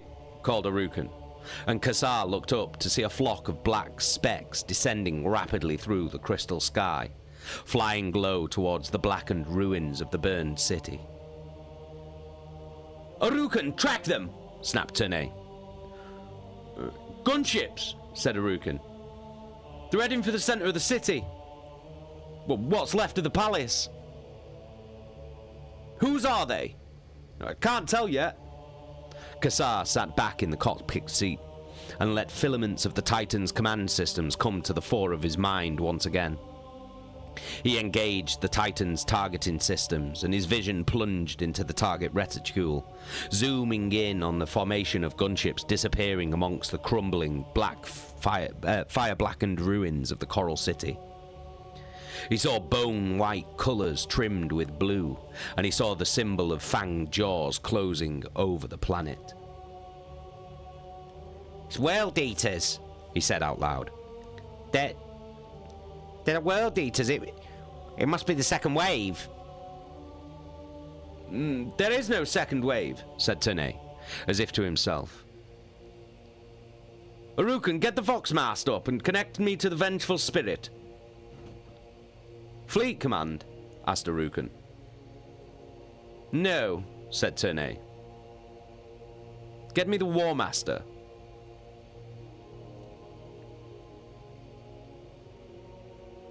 Yacht and Cruz led them through the corridors of the Vengeful Spirit, past the training halls, past the Lupercal's court, and down through the twisting passages none of them had traversed before, even when they had been hiding from Magard and Malagurst. Cinderman's heart beat a rapid tattoo on his ribs, and he felt a curious mix of elation and sorrow fill him as he realized what Cruz had saved them from. There could be little doubt as to what must have happened to those remembrancers in the audience chamber, and the thought of so many wonderful creative people sacrificed to serve the interests of those with no understanding of art or the creative process galled him and saddened him in equal measure. He glanced at Euphratequila, who appeared to have become stronger since their escape from death. Her hair was golden, and her eyes bright, and though her skin was still pallid, it only served to highlight the power within her. Mercedes Ollerton, by contrast, was visibly weakening. "They will come after us soon," said Keela, "if they are not already." "Can we escape?" Mercedes asked, hoarsely. Cruz only shrugged. "We will or we won't." "Then this is it?" asked Cinderman. Keela shot him with an amused glance. "No. You should know better than that, Kirill. It is never it. Not for a believer. There's always more. Something to look forward to when it's all over." They passed a number of observation domes that looked out into the cold void of space, the sight only serving to remind Cinderman of just how tiny they were in the context of the galaxy. Even the faintest speck of light that he could see was actually a star, perhaps surrounded by its own worlds, its own people, and entire civilizations. "How is it that we find ourselves at the center of such momentous events, and yet we never saw them coming?" he whispered. After a while, Cinderman began to recognize his surroundings, seeing familiar signs scraped into bulkheads, an insignia he recognized, telling him that they were approaching the embarkation decks. Cruz led the way unerringly, his stride sure and confident, a far cry from the wretched sycophant he had heard described. The blast doors to the embarkation deck were closed, the tattered remnants of the votive papers and offerings made to the Warmaster when his sons took him to the Delphos still fixed to the surrounding structure. "In here," said Cruz. "If we're lucky, there'll be a gunship we can take." "And go where?" demanded Mercedes. "Where can we go that the Warmaster won't find us?"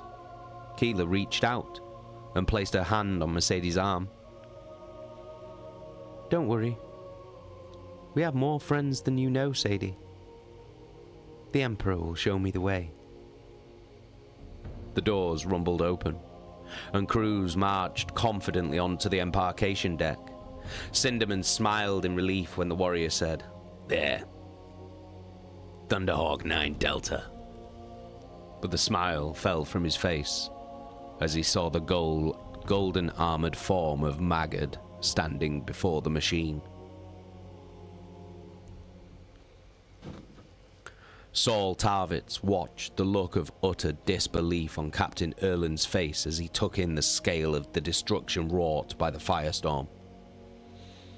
Nothing remained of the Coral City as they had known it. Every scrap of living tissue was gone, burned to atoms by the flames that roared and howled in the wake of the virus attack. Every building was black, burned and collapsed, so that Isstvan III resembled a vision of hell, its tumbled buildings still ablaze as the last combustible materials burned away.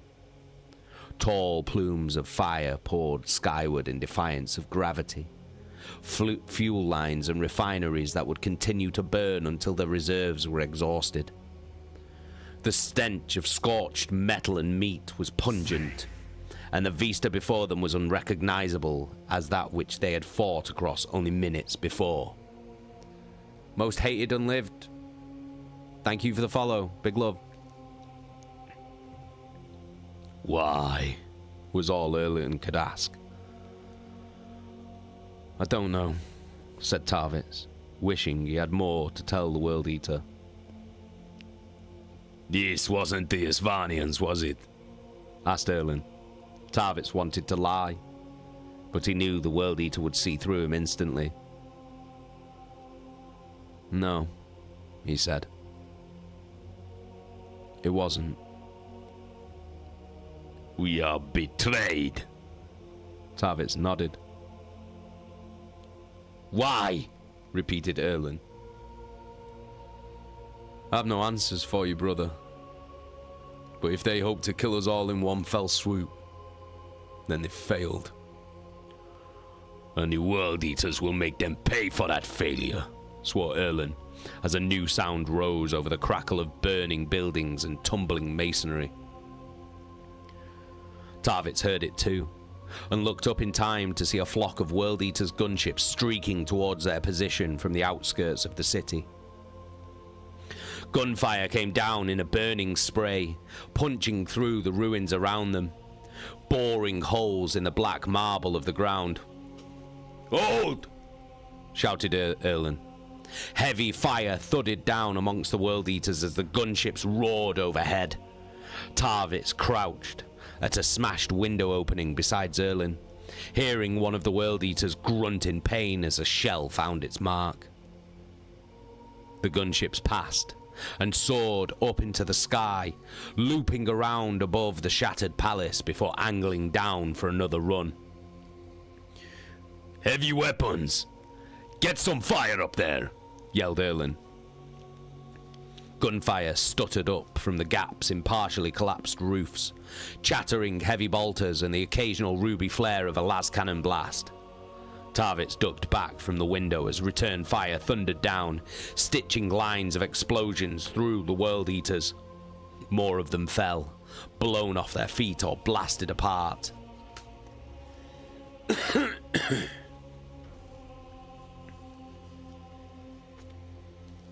One World Eater slumped down beside Tarvitz, the back of his head a pulsing red mass.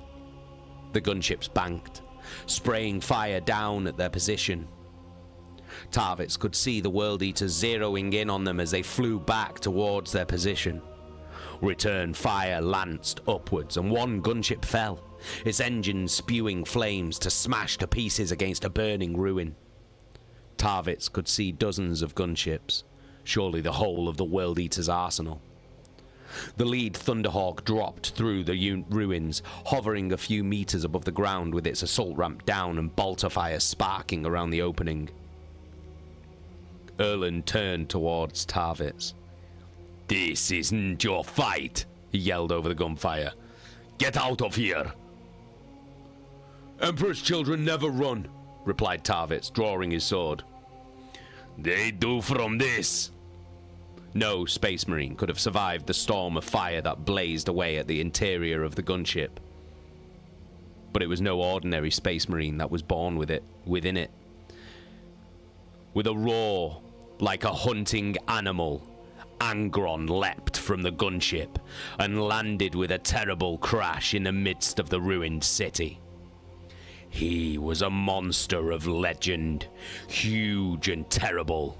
The Primarch's hideous face was twisted in hatred, his huge chain axes battered and stained with decades of bloodshed. As the mighty Primarch landed, World Eaters dropped from other gunships. Thousands of World Eaters loyal to the Warmaster followed their Primarch into the Coral City, accompanied by the war cries that echoed Angron's own bestial howl as he charged into his former brethren.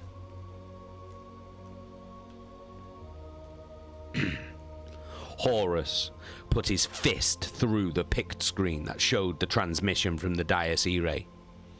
The image of the World Eater's gunship splintered under the assault as his anger at Angron's defiance boiled over.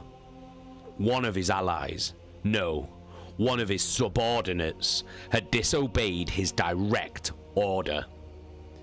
Aximand, Abaddon, Erebus, and Malagurst eyed him warily, and Horus could imagine their trepidation at the news of Angron's impetuous attack on the survivors of the virus bombing.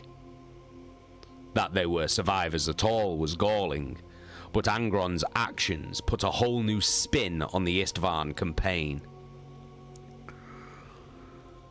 And yet, he said, choking back his rage, I am surprised at this.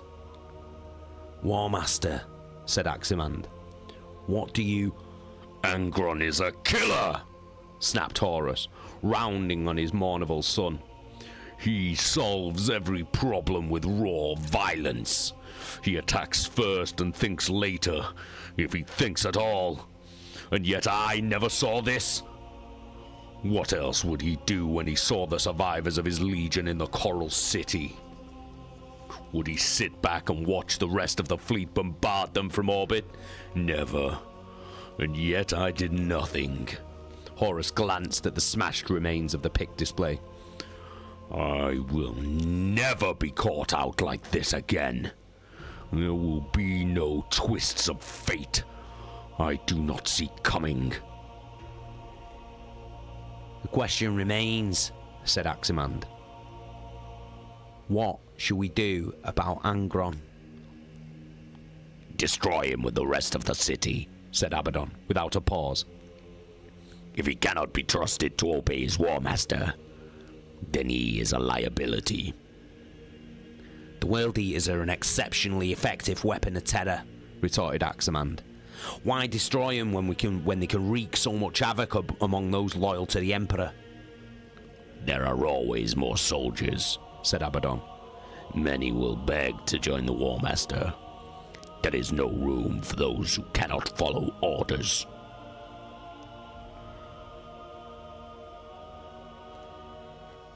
Angron is a killer, yes. But he is predictable, put in Erebus, and Horus bristled at the implicit insult in the first chaplain's words.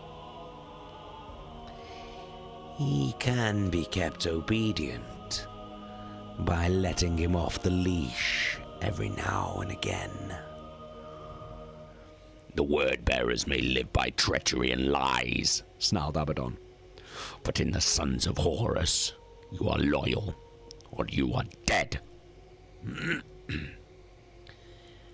And what do you know of my legion? Asked Erebus, rising to meet the first captain's ire, his mask of smirking calm slipping. I know secrets that would destroy your mind. How dare you speak to me of deceit? This reality, all you know, this is the lie. Erebus! Roared Horus, ending the confrontation instantly. This is not the place to evangelize your legion. I have made my decision, and these are wasted words. Then Angron will be destroyed in the bombardment? Asked Malagurst. No, replied Horus. He will not. But Warmaster, even if Angron prevails, he could be down there for weeks, said Aximand. And he will not fight alone. Do you know, my sons, why the Emperor appointed me Warmaster? Because you were his favored son, replied Malagurst. You are the greatest warrior and tactician of the Great Crusade.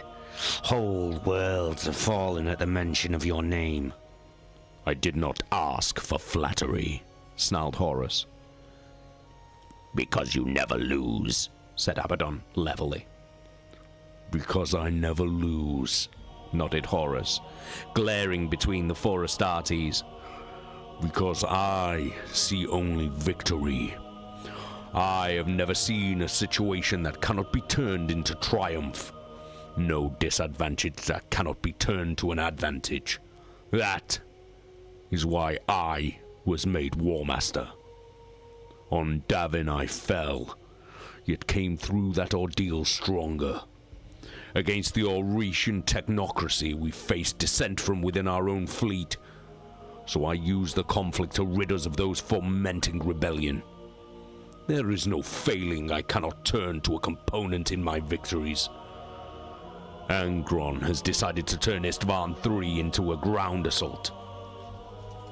I can consider this a failure, and limit its impact by bombing Angron and his World Eaters into dust along with the rest of the planet. Or I can forge a triumph that will send echoes far into the future. Malagurst broke the silence that followed. What would you have us do, Warmaster? Inform the other legions that they are to prepare for a full assault on the Loyalists in the Coral City. Ezekiel, assemble the legion. Have them ready to launch the attack in 2 hours. I shall be proud to lead my legion, said Abaddon. You will not lead them. That honor will go to Sedere and Targost. Anger flared in Abaddon. But I am the first captain. This battle, where resolve and brutality are qualities required for victory, is tailor-made for me. You are a captain of the Mournival, Ezekiel, said Horus. I have another role in mind for you and little Horus in this fight. One I feel sure you will relish. Yes, Warmaster, said Abaddon, the frustration disappearing from his face. And as for you, Erebus, Warmaster, stay out of our way. To your duty, sons of Horus.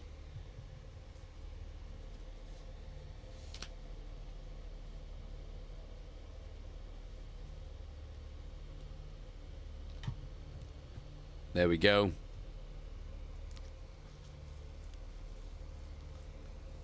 End of chapter 12. So,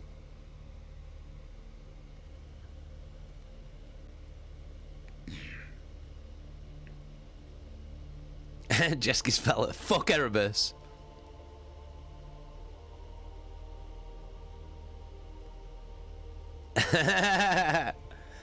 No, Angron's not good. Angron's working for Horus. Angron's with Horus, Cecil. He's just come down to kill everyone. Because basically, from that, what that sounds like is Horus had plans to just keep bombing that planet.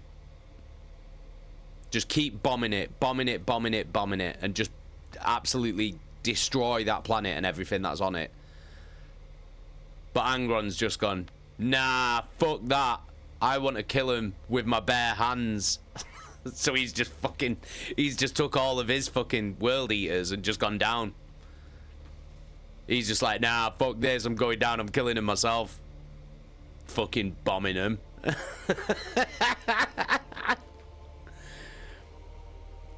So Horus is like fucking fuming about it.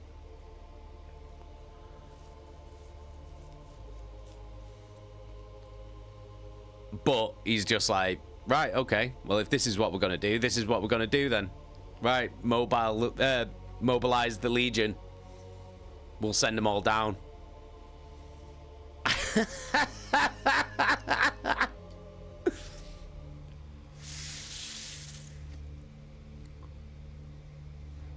Owen. Oh, so Angron bad, but disobeyed orders because he's got a boner for blood. That is yeah.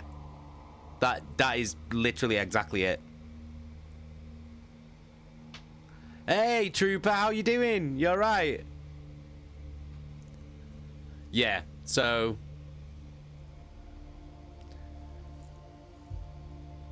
Angron's fucking... he's just going on a fucking murder spree, basically. Because that's Angron.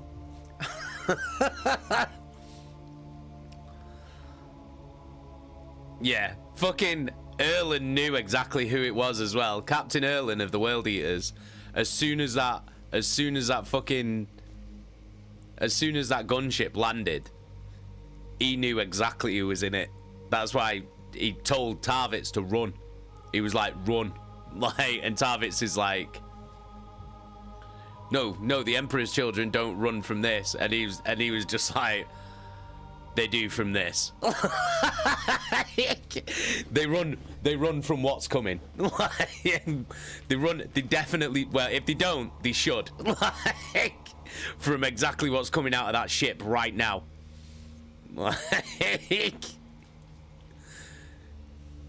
Because Erlen knew straight away. As soon as that ship landed, he was just like, all right.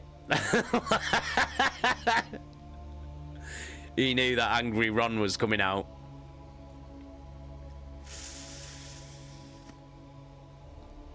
Fucking deep, that. It's basically death that's coming out of that fucking gunship. When Angron's coming out of that, it's just, no. You're all dead.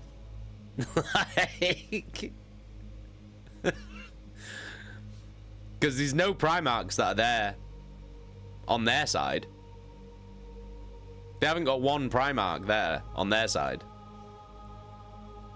So there's nothing they can do. Not one of them is going to be able to stop Angron. He's a fucking Primarch. Do you know what I mean?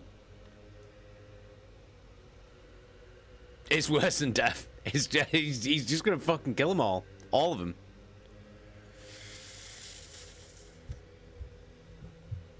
It's bad news. Bad fucking news. And the worst part of it is that there's not that many Astartes left on that planet. After the fucking virus bombing and then the fire bombing. There's barely any of them left. And Horus is just like, alright then, mobilize the Legion, send it down. If Angron's going down with his World Eaters Legion, then we'll send the fucking Sons of Horus down as well. Like, how are they gonna fight? How are they going to fight against a fucking Primarch and 2 fucking legions when there's barely any of them left?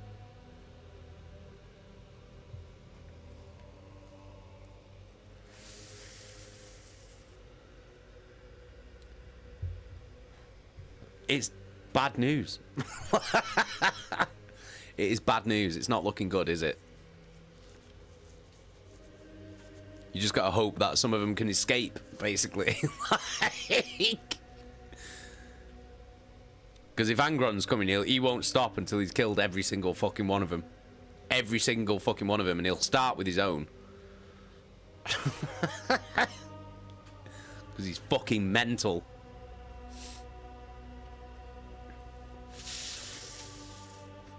So...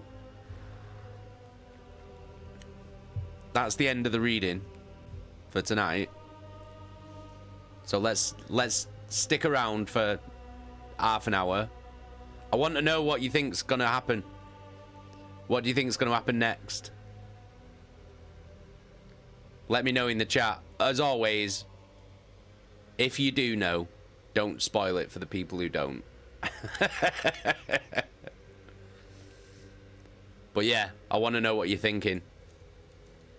This is like my favorite bit of these streams, is finding out what the people who have never heard this story before like thinks is happening. Owen, I honestly do not know. I literally cannot imagine what comes next.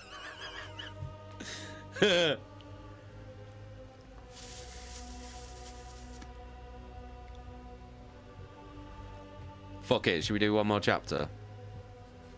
We'll do one more chapter. Fuck it, we'll read one more chapter.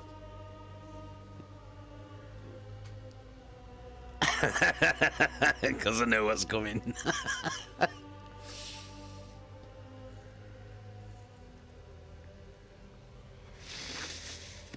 Let's do one more chapter. It's only 9:15. We'll do one more chapter and then call it a night. Alright. We'll do a 3-chapter one tonight.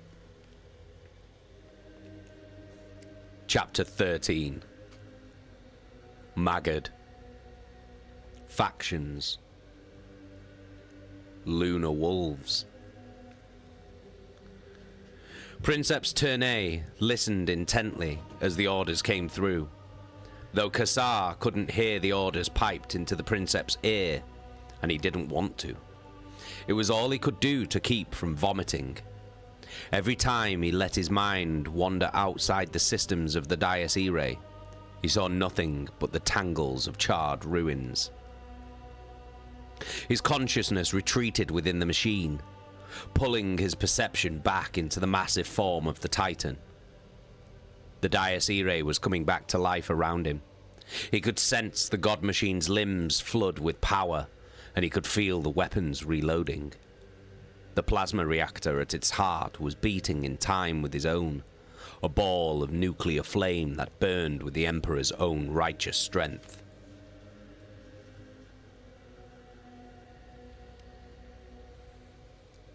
Even here, among all this death and horror, the Emperor was with him.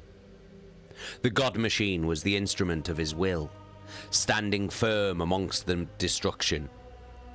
That thought comforted Kassar and helped him focus.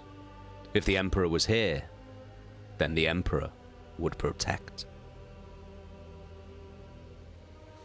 "Orders in from the vengeful spirit," said Tournay briskly. "Moderati. Open fire." "Open fire?" said Arukan. "Sir, the Istvanians are gone. They're dead." To Kassar, Arukan's voice sounded distant, for he was subsumed in the systems of the Titan, but he heard Tournay's voice as clearly as if he had spoken in his own ear. "Not at the Istvanians," replied Tournay. "At the Death Guard." "Princeps," said Arukan. "Fire on the Death Guard?" "I am not in the habit of repeating my orders, Moderati," replied Tournay. "And they are to fire on the Death Guard. They have defied the Warmaster." Kassar froze, as if there wasn't enough death on Isstvan III. Now the Dies Irae was to fire on the Death Guard, the very force they had been sent to support. "Sir," he said, "this doesn't make any sense." "It doesn't need to," shouted Tournay, his patience finally at an end. "Just do as I order." Looking straight into Tournay's eyes, the truth hit Titus Kassar, as though the Emperor had reached out from terror and filled him with the light of truth. "The Istvanians didn't do this, did they?" he asked. "The Warmaster did." Tournay's face creased in a slow smile, and Kassar saw his hand reaching towards his holstered sidearm. Kassar didn't give him the chance to get there first, and snatched for his own auto pistol. Both men drew their pistols and fired.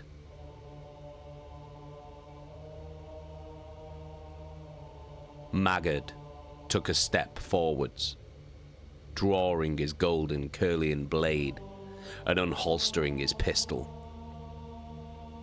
His bulk was even more massive than Sindaman remembered, grossly swollen to proportions beyond human and more reminiscent of an Astartes. Had that been Maggard's reward for his services to the Warmaster? Without wasting words of preamble, Cruz raised his bolter and fired, but Maggard's armor was the equal of an Astartes plate, and the shot simply signaled the beginning of a duel. Sindaman and Mercedes ducked as Magad's pistol spat fire, the noise appalling as the two warriors ran towards one another with their guns blazing. Keeler watched calmly as Magad's gunfire blew chunks from Cruz's armor, but before he could fire any more, Cruz was upon him. Cruz smashed his fist into Magad's midriff, but the silent killer rode the punch and swung his sword for the Astartes' head. Cruz ducked back from the great slash of Magad's sword, the blade slicing through the armor at the Astartes warrior's stomach. Blood sprayed briefly from the wound, and Cruz dropped to his knees in sudden pain before drawing his combat knife, the blade as long as a mortal warrior's sword. Magad leapt towards him, and his sword hacked a deep gouge in Cruz's side. Yet more blood spilled from the venerable Astartes' body. Another killing strike slashed towards Cruz, but this time combat knife and Curlian blade met in a shower of fiery sparks. Cruz recovered first and stabbed his blade through the gap between Magad's greaves. The assassin stumbled backwards, and Cruz rose unsteadily to his feet. The assassin stepped in close and lunged with his sword. Magad was almost the equal of Cruz in physique and had youth on his side, but even Sindaman could see he was slower, as if his new form was unfamiliar, not yet worn in. Cruz sidestepped a huge arcing strike of Magad's sword and swung inside his opponent's defense, reaching around to lock his head at the crook of his elbow. His other arm snapped round to plunge the knife into Magad's throat, but a fist seized Cruz's hand in an iron grip, halting the blade inches from the man's pulsing jugular. Cruz fought to force the blade upwards, but Magad's newly enhanced strength was the greater, and he began to force the blade to one side. Beads of sweat popped on Cruz's face, and Sindaman knew that this was a struggle he could not win alone.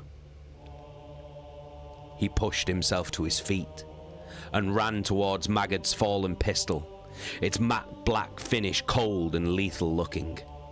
Though designed for a mortal grip, the pistol still felt absurdly huge in his hands. Sindaman held the heavy pistol outstretched and marched towards the struggling warriors. He couldn't risk a shot from any kind of distance. He was no marksman and was as likely to hit their deliverer as their killer. He walked up to the fight and placed the muzzle of the pistol directly on the bleeding wound where Cruz had stabbed Magad. He pulled the trigger, and the recoil of the shot almost shattered his wrist, but the effect of his intervention more than made up for the trauma. Magad opened his mouth in a silent scream, and his entire body flinched in sudden agony. Magad's grip on the knife weakened, and with a roar of anger, Cruz punched it into the base of his opponent's jaw and through the roof of his mouth. Magad buckled and fell to the side with the force of a falling tree. The golden-armored assassins and the Astartes rolled, and Cruz was on top of his enemy, still gripping the knife. Face to face for a moment, Magad spat a mouthful of blood into Cruz's face. Cruz pushed the knife deeper into Magad's jaw, plunging it into his opponent's brain. Magad spasmed, his huge bulk thrashing briefly, and when he stopped, Cruz was looking into a pair of blank, dead eyes. Cruz pushed himself from Magad's body. "Face to face," said Cruz, breathing heavily with the exertion of killing Magad. "Not with treachery, from 1,000 miles up. Face to face." He looked at Sindaman and nodded his thanks. The warrior was wounded and exhausted, but there was a calm serenity to him. "I remember how it used to be," he said. "We were brothers on Chthonia. Not just amongst ourselves, but with our enemies too. That was what the Emperor saw in us when he came to the hives. We were gangs of killers, as existed on 1,000 other worlds. But we believed in a code that was more precious than life. That was what he wrought into the lunar wolves." I thought that even if none of the rest of us remembered, the Warmaster would. Because he was the one the Emperor chose to lead us. No, said Keeler. You are the last one.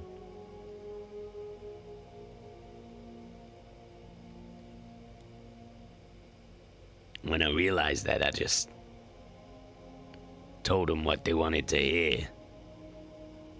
I tried to be one of them, and I succeeded. I almost forgot everything until now. The music of the spheres, said Sinderman quietly. Cruz's eyes focused again on Keeler, and his face hardened. I did nothing half-heard, said Keeler, answering his unasked question. You said so yourself. The ways of Chthoniya were the reason the Emperor chose you and your brothers for the Lunar Wolves. Perhaps it was the Emperor who reminded you. Yeah, I saw this coming for so long. But I let it. Because I thought that this was my code now. But nothing changed. Not really. The enemy just moved from out there to amongst us. Look, as profound as all this is, can we get the hell out of here? Asked Mercedes. Cruz nodded and beckoned them towards the Thunderhawk gunship. You're right, Miss Ollerton. Let's get off this ship. It's dead to me now. We're with you, Captain, said Sinderman as he gingerly picked his way over Maggard's body and after Cruz. The years seemed to have dropped from him, as if the energy lost in the fight was returning with interest. Sinderman saw a light in his eyes he hadn't seen before. Watching the light of understanding rekindled in Ayact and Cruz reminded Sinderman that there was still hope. And there was nothing so dangerous in the galaxy as a little hope.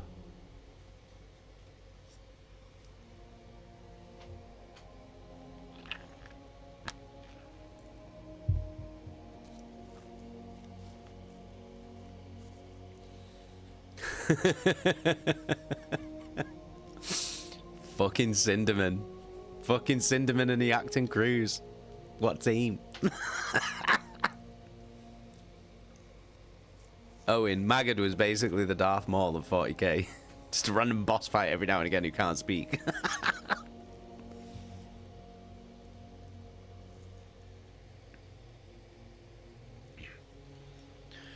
Ternay's shot went high, and Kassar's went wide. Jonah Arukan ducked for cover as the rounds ricocheted on the curved ceiling of the bridge. Ternay rolled down behind the command chair as Kassar pulled himself up from his own chair, set deep into the cockpit floor and level with the Titan's eye. Kassar fired again and sparks showered as the auto pistol round hit the electronics arrayed around Ternay's chair. Ternay fired back and Kassar dropped into the cover of the depression formed by his own seat. The connectors had torn free from his scalp as he moved and tears of blood streaked his face. Metallic monofilament wires clinging wetly to the back of his neck. His mind throbbed with the suddenness of being ripped away from the god machine. "Titus!" yelled Arukan. "What are you doing?" "Moderatai, surrender or you will die here," shouted Ternay. "Throw down your weapon and surrender." "This is treachery!" shouted Kassar. Jonah, you know I'm right. The Warmaster did this. He brought death to this city to kill the believers. Ternay fired blindly from behind the elaborate machinery of the command seat. "Believe? You would betray your Warmaster because of this religion? You're diseased. Do you know that? Religion is a sickness, and I should have put you down a long time ago." Kassar thought rapidly. There was only one way out of the cockpit. The doorway that led into the Titan's dorsal cavity where the plasma generator was located, along with the detail of engineer crewmen who operated it. He couldn't run, for fear of Ternay shooting him dead as he broke from cover. But the same was true of Ternay. They were both trapped.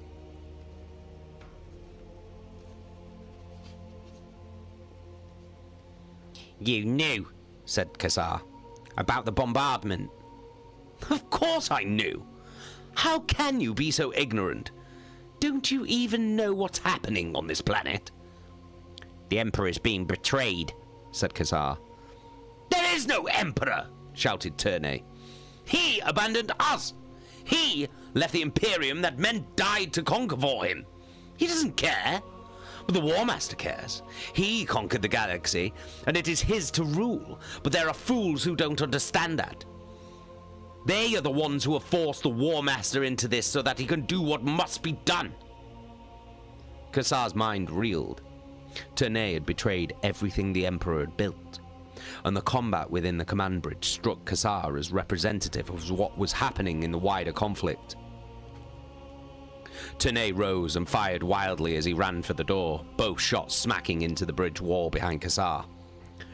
I won't let you do this, yelled Kassar, returning fire. His first shot went wide, but now Princeps Ternay was struggling with the wheel lock of the door. Kassar lined up his shot on Ternay's back. Titus, don't do it! Shouted Aruken, wrenching the Titan's primary motor controls around. The Titan lurched madly, the whole bridge tipping like the deck of a ship in a storm. Kassar was thrown back against the wall, the opportunity to take his shot gone. Ternay hauled the door open, throwing himself from the Titan's bridge and out of Kassar's firing line. Kassar scrambled to his feet again as the Titan rocked upright.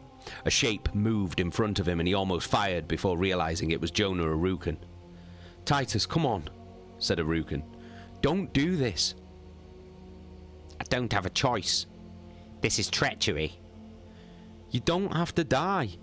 Kassar jerked his head towards the Titan's eye, though through which they could still see the Death Guard moving through the death-slicked trenches. Neither did they. You know I'm right, Aruken. You know the Warmaster's betrayed the Imperium. If we have the Dias Irae, then we can do something about it. Aruken looked from Kassar's face to the gun in his hand. It's over, Kassar. Just give this up. With me or against me, Jonah, said Kassar levelly. The Emperor's faithful, or his enemy. It's your choice.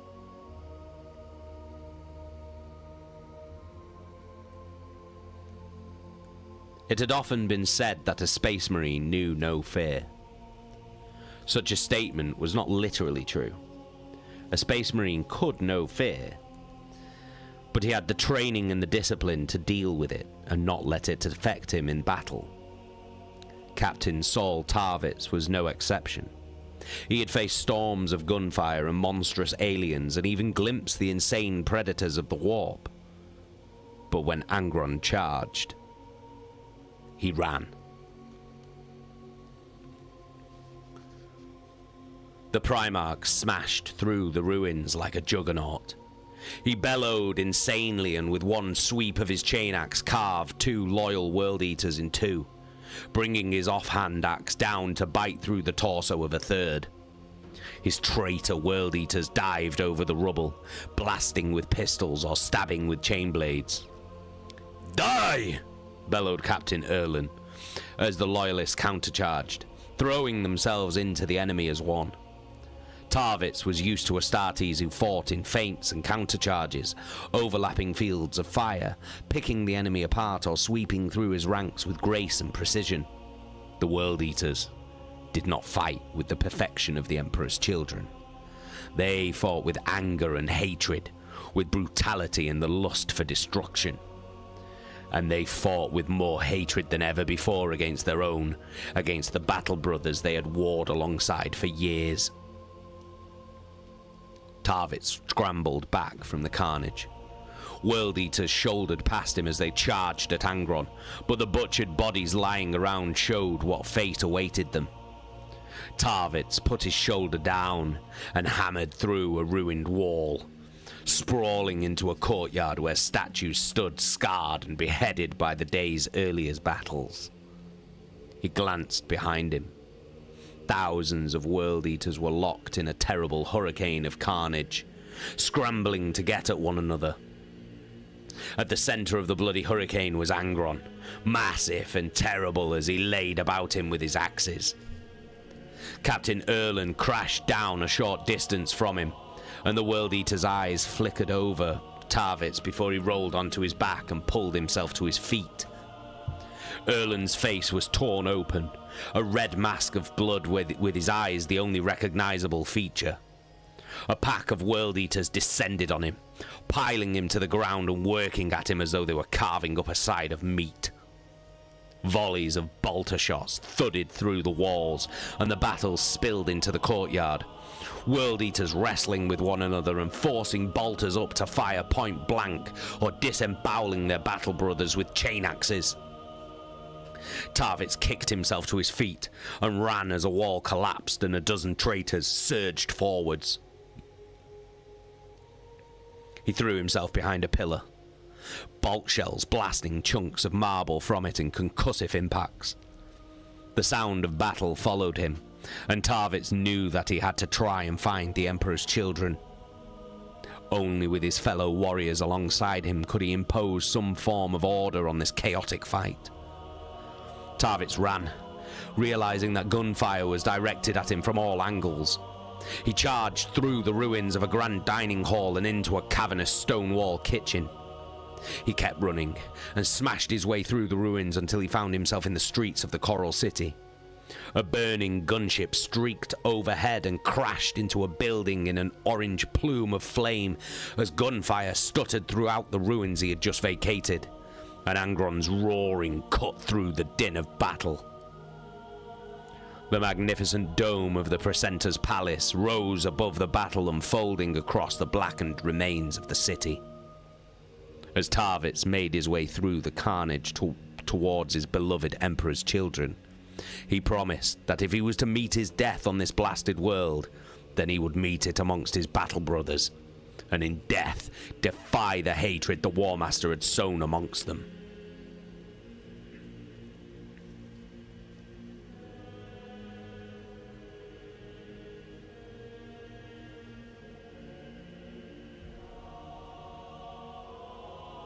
Loken watched the sons of Horus landing on the far side of the Siren Hold.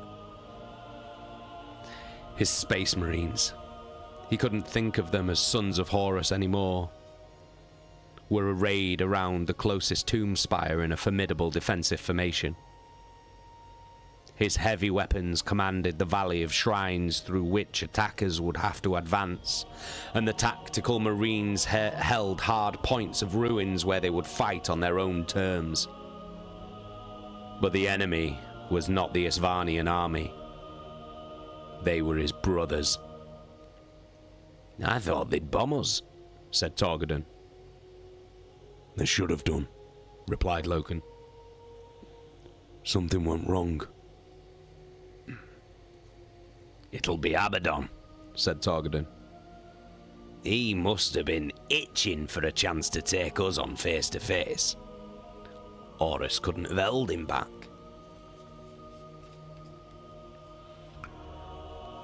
"Oh, Cedere," echoed Loken, distaste in his voice. The afternoon sun hung in veils between the shadows cast by the walls and tomb spires. "I never thought it would end like this, Tarek," said Loken.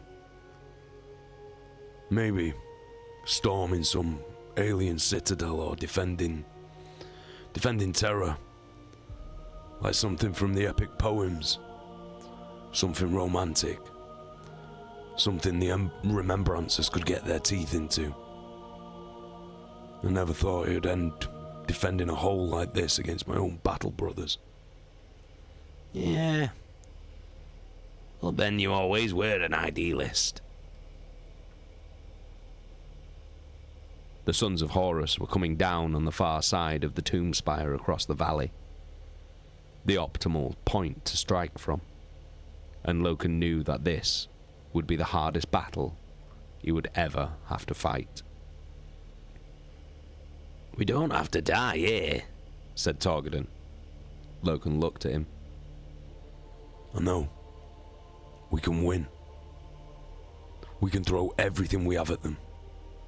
I'll lead them in from the front, and then there's a chance that... No, said Torgaddon. I mean, we don't have to hold them here. We know we can get through the main gates into the city. If we strike for the Precentor's palace, we could link up with the Emperor's children or the World Eaters. Lucius said the warning came from Tarvitz, so they know we're betrayed. Tarvitz is on Isstvan III? asked Loken, sudden hope flaring in his heart. Apparently so, nodded Torgaddon. We could help them. Fortify the palace. Loken looked back across the tangle of shrines and tomb spires.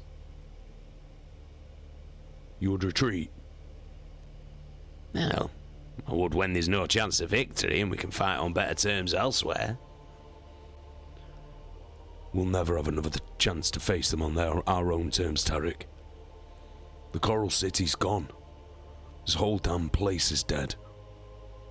It's about punishing them for their betrayal and the brothers we've lost. Oh, we all lost brothers here, Garvey. But dying needlessly ain't gonna bring them back. I will have my vengeance too, but I'm not throwing away the few warriors I have left in a knee-jerk act of defiance. Think about this, Loken. Really think about why you want to fight them here. Loken could hear the first bursts of gunfire and knew Torgaddon was right. They were still the best trained, most disciplined of the legions, and he knew that if he wanted to fight those who had betrayed him, he had to fight with his head and not his heart. You're right, Tarek, said Loken. We should link up with Tarvitz. We need to get organized to launch a counterattack. We can really make them suffer, Garvey. We can force them into a battle and delay them. If Tarvitz got a warning out here, who's to say there aren't others carrying a warning to Terra? Maybe the other legions already know what's happened. Someone underestimated us. They thought that this would be a massacre. But we'll go one better. We'll turn Isstvan III into a war. Do you think we can? We're the Lunar Wolves, Garvey. We can do anything. Loken took his friend's hand, accepting the truth of his words. He turned to the squads arrayed behind him, scanning the valley through their gun sights. Astartes! He shouted. You all know what has happened, and I share your pain and outrage. But I need you to focus on what we must do now, and not let passion blind you to the cold facts of war. Bonds of brotherhood have been shattered, and we are no longer the sons of Horus. That name has no meaning for us now. We are once again the Lunar Wolves, soldiers of the Emperor. A deafening cheer greeted his words as Loken continued. We are giving the enemy this position, and will break through the gates to strike for the palace. Captain Torgaddon and I will take the assault units and lead the spear tip. Within moments, the newly rechristened Lunar Wolves were ready to move out, Torgaddon barking orders to put the assault squads up front. Loken gathered a body of warriors to him, forming a pocket of resistance in the shadow of Tombspire. Volko, thank you for the follow. Big love. Welcome to the channel. Massive love. Thank you. Kill for the living and kill for the dead, said Torgaddon as they prepared to move out. Kill for the living replied Loken at the spear tip, numbering perhaps 2,000 lunar wolves, moved out across the tombscape of the Siren Hold towards the massive gates.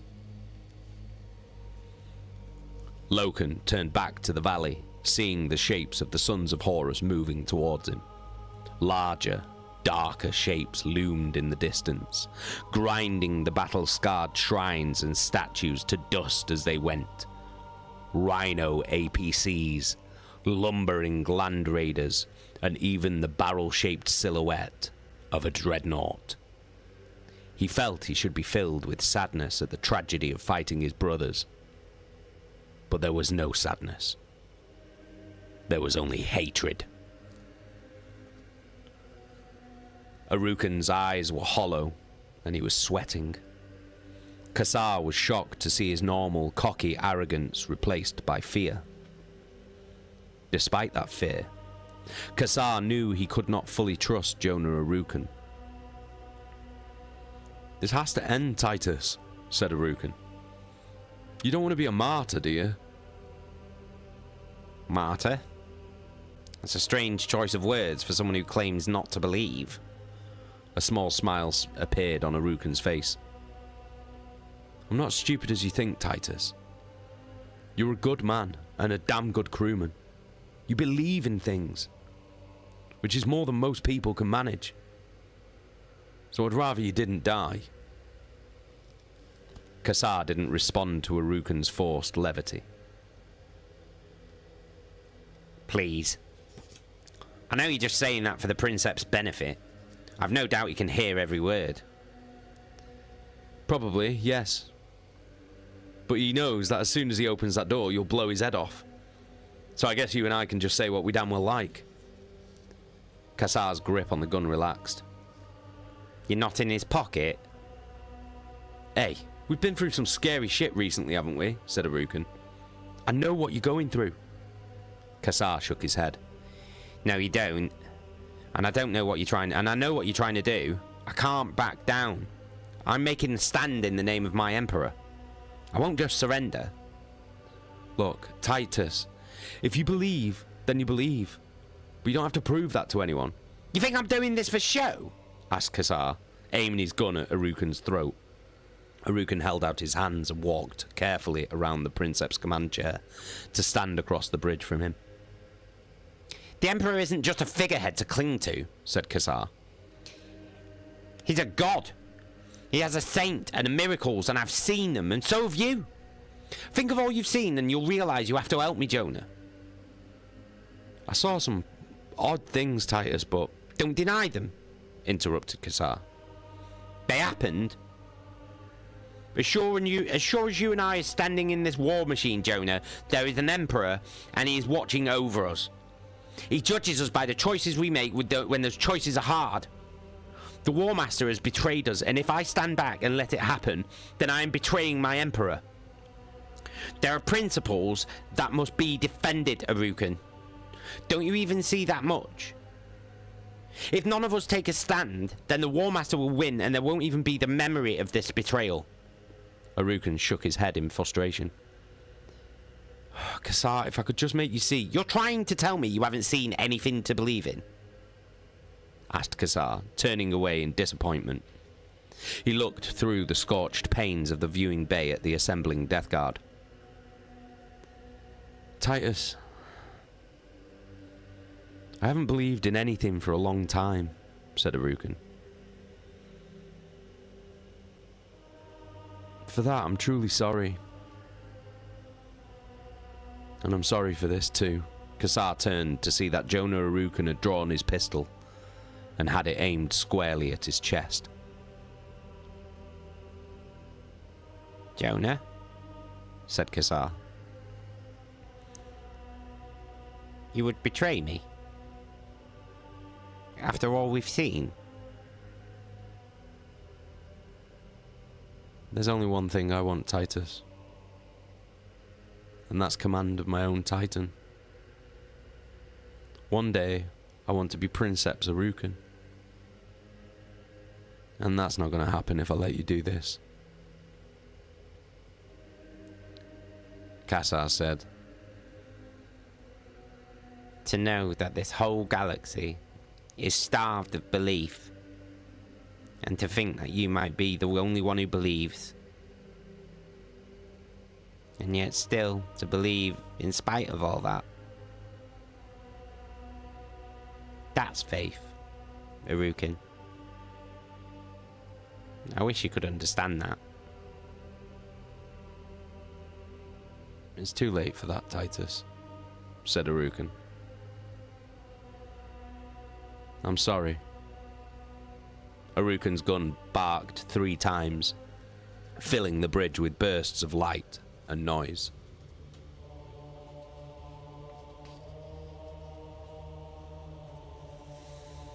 Fucking hell.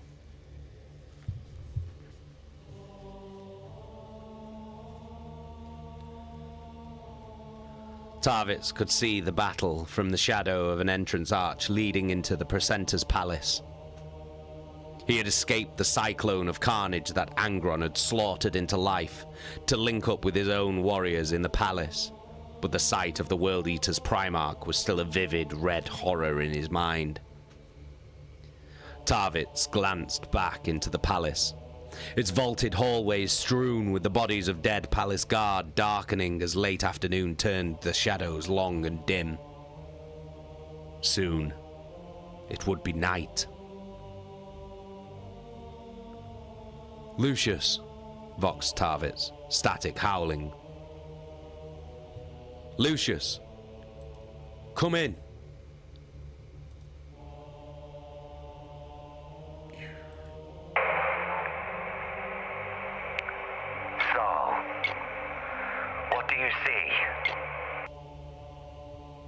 Gunships and drop pods too. Our colours, landing just north of here. Has the Primarch blessed us with his presence?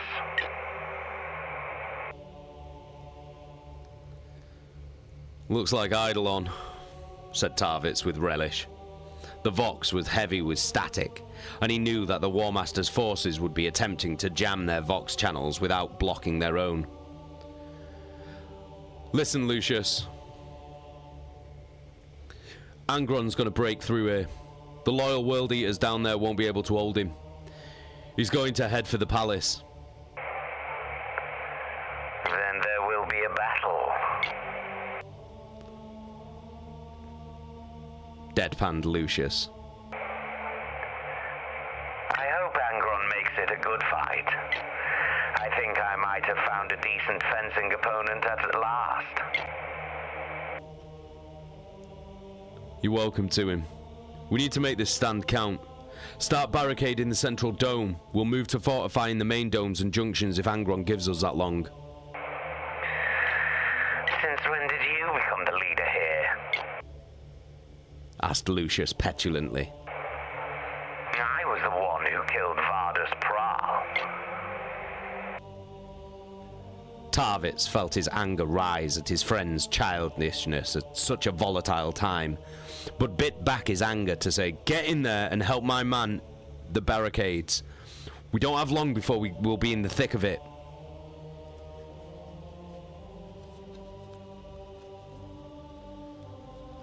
The Thunderhawks sped away from the vengeful spirit, gathering speed as crews kicked in the afterburners. Mercedes felt unutterably light-headed to be off the Warmaster's ship at last, but the cold realization that they had nowhere to go sobered her as she saw glinting specks of the fleet all around them. Now what? Asked Cruz. We're away, but where to next? I told you we were not without friends, did I not, Iacton? Said Euphrates, sitting in the co-pilot's chair beside the Astartes warrior. The warrior gave her a brief sideways look. Be that as it may, Remembrancer. Friends do us little good if we die out here. But what a death it would be, said Keeler, with the trace of a ghostly smile. Cinderman shared a worried glance with her, no doubt wondering if they had overreached themselves in trusting that Euphrates could deliver them to safety out in the dark of space. The old man looked tiny and feeble, and she took his hand in hers. Through the view shield, Mercedes could see a field of glittering lights, starships belonging to the 63rd expedition, and every one of them hostile. As if to contradict her, Euphrates pointed up through the view shield towards the belly of an ugly vessel they would pass beneath if they continued on their current course. The weak sun of Isstvan glinted from its unpainted gunmetal hull. "Head towards that one," commanded Euphrates, and Mercedes was surprised to see Cruz turn the controls without a word of protest. Mercedes didn't know a great deal about spacecraft, but she knew that the cruiser would be bristling with turrets that could pick off the Thunderhawk as it shot past, and could maybe even deploy fighters. "Why are we getting closer?" she asked hurriedly. "Surely we want to head away." "Trust me, Sadie," said Euphrates. "This is the way it has to be." Well, at least it'll be quick, she thought, as the vessel grew larger in the windshield. "It's the Death Guard," said Cruz. Mercedes bit her lip and glanced at Cinderman. The old man looked calm and said, Quite the adventure, eh? Mercedes smiled in spite of herself. "What are we going to do, Kirill?" asked Mercedes, tears springing from her eyes. "What do we have left to us?" "This is still our fight, Mercedes," said Euphrates, turning from the view shield. "Sometimes that might be open warfare. Sometimes it must be fought with words and ideas. We all have our part to play." Mercedes let out a breath, unable and unwilling to believe that there were allies in the cruiser looming above them.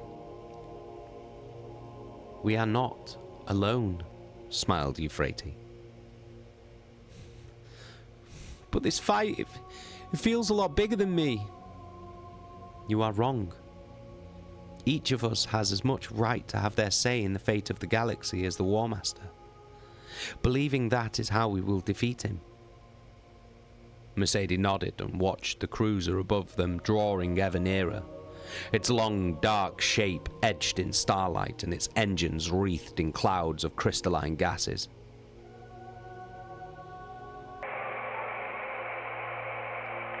Thunderhawk gunship, identify yourself. "Be truthful," warned Euphrates. "All depends on it." Cruz nodded and said, "My name's Acton Cruz, formerly of the Sons of Horus." Formerly? "Yeah, formerly." Explain yourself. "I'm no longer part of the Legion," said Cruz, and Mercedes could hear the pain it caused him to give voice to these words. "I can no longer be party to what the Warmaster's doing." After a long pause, the voice returned. Then you're welcome on my ship, Acton Cruz. "And who are you?" I am the Captain Nathaniel Garrow of the Eisenstein.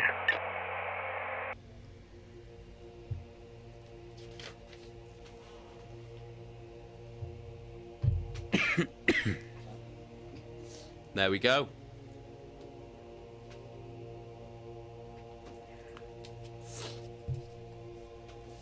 Ho ho ho ho ho! There we go. That's it. That's it for tonight. So, Cruz,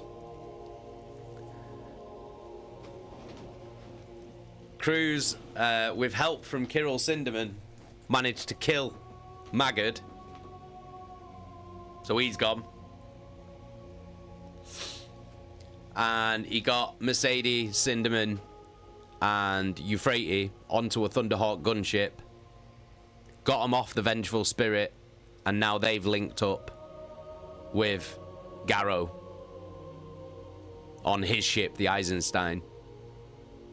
Now, if you remember, Garrow is Saul Tarvitz' honor brother. He's the guy who saved Saul Tarvitz when Tarvitz was trying to get down in a dropship to help everybody on the planet. So Garrow said that he's going to leave here, leave the Isstvan system, and spread word of the Warmaster's treachery to the rest of the Imperium. And now they've got Cruz, fucking Cinderman, Euphrates, and Mercedes all on his ship with them. So hopefully they can get out of the fucking Isstvan system and fucking spread the word of what Horus has done.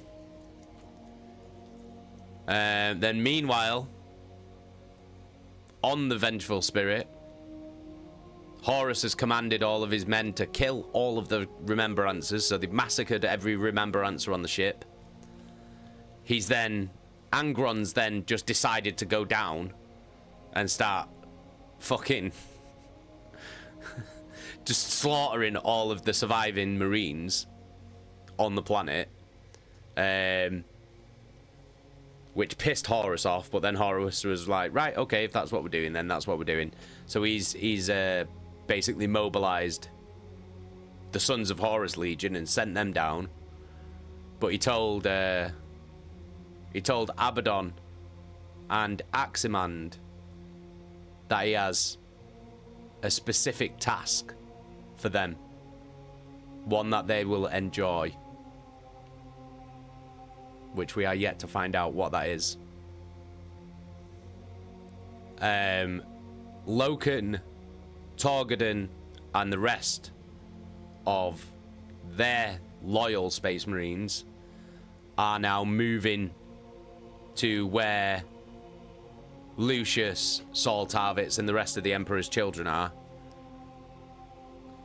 because they think that if they team up, they might be able to win.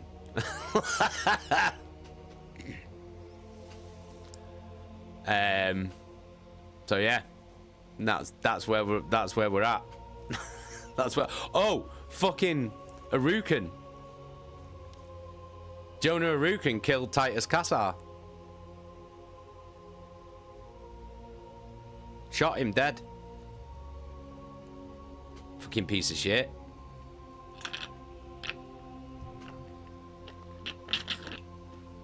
What a fucking piece of shit. Total piece of shit move, that.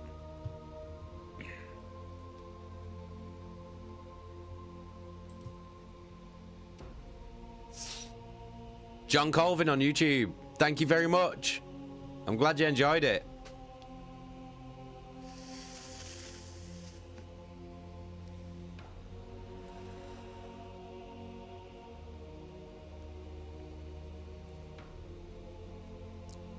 Owen, you think it's kill Loken? What? Abaddon and Aximand? You think that's the task Horus has given him?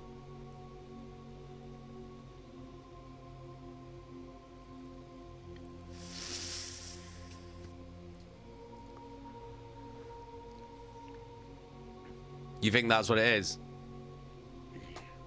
Horus said that it's an important task that you will relish. That's what he said to Abaddon and Aximand.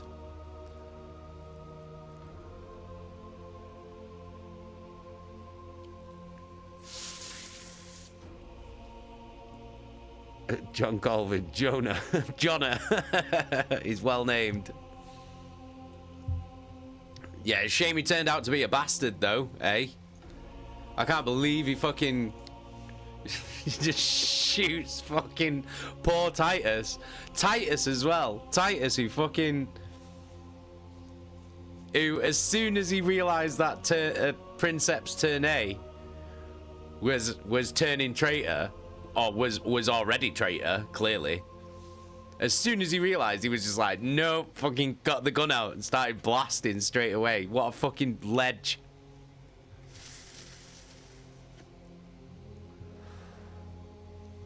And Joan is his friend, man. Jonah was his friend. And Jonah was there and saw the miracles that Euphrates did.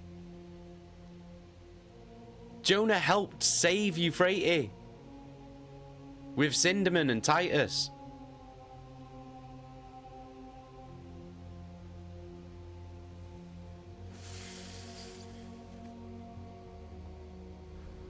Most hated and loved. So anyways, I started blasting. Yeah, that's what Titus did. He was just like, nope. Like, bang, bang, bang, bang, straight away. Owen, such a waster. Only in it for himself. No morals. No nothing. Just a cunt. Yeah, he's bad. What a piece of shit. Knowing and seeing everything that he knows and has seen. And being Titus's friend as well, and then just going, yeah, but I want to be in command of my own Titan at some point though. So, you know, what a piece of shit! What a piece of shit! Total piece of shit.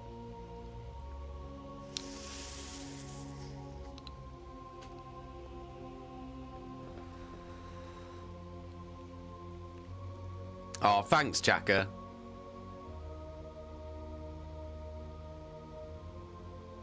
It was pretty hard tonight reading with one eye, I'll be honest. I could feel myself stumbling over loads of words because I was like trying to read with one eye. It was fucking difficult.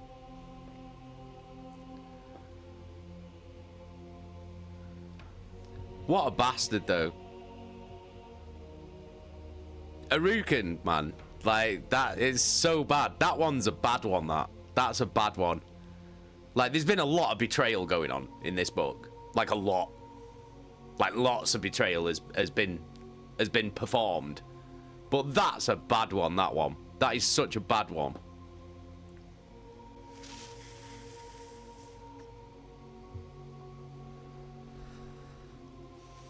John Colvin. He's a biblical asshole. Owen, out of everything, that's the one that made me sad. Yeah. Grim, that one. It's just a grim. It's just a grim betrayal, that one. Because it's like, it's not like he's not like betraying him for like the Warmaster or anything like that. He's not betraying him for an ideal. Do you know what I mean? Like what the Warmaster and everyone who's following the Warmaster is doing. He betrayed him for purely selfish reasons. Like purely selfish reasons. So bad. It's a fucking bad one, that.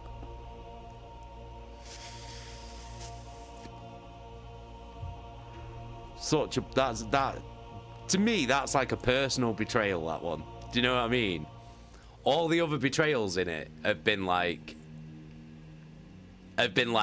galaxy-wide betrayals. Do you know what I mean? Whereas that's like a proper personal one for purely selfish reasons. It's real bad, that one. Fucking sucks. That's a shitty one, that. Bobby Jones on YouTube, how you doing, mate?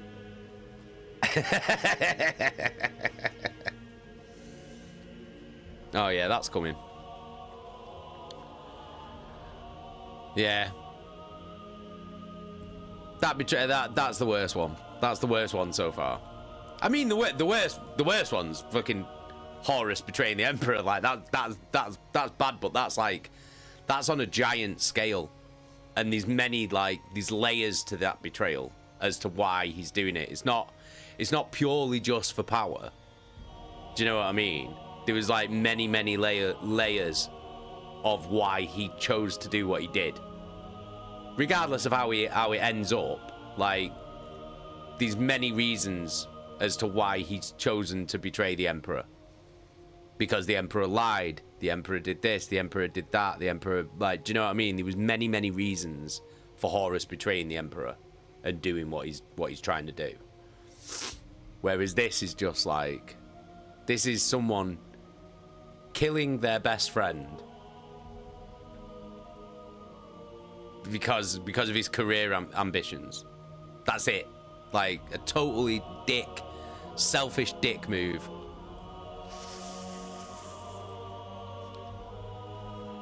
Fucking wank. It's wank. It's a wank betrayal, man. It's a bad one. And for what? So he can be a princeps one day. One day. That might not even happen. It might not even happen. Do you know what I mean? Might not even happen.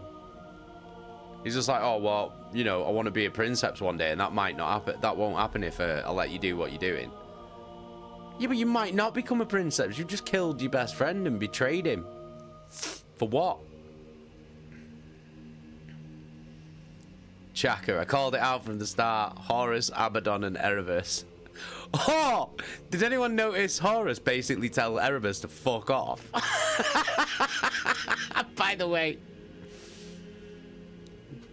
Did anyone notice that? Did anyone cotton on to Horus telling Erebus to fucking do one?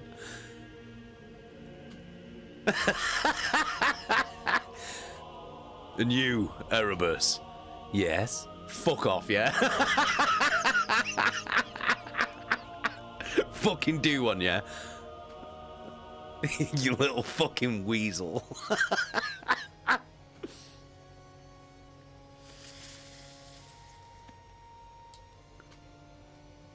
Proper told him to fuck off.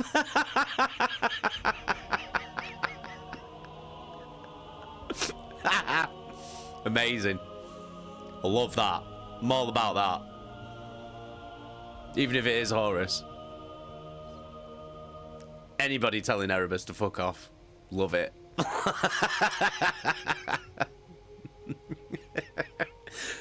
Oh, it proper gave him the shut your fucking mouth. Shut the fuck up, you cunt.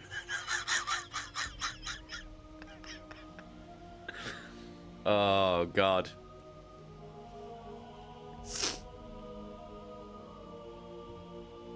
Snow, he pretty much just said, I know you're my friend, but look at that Lambo.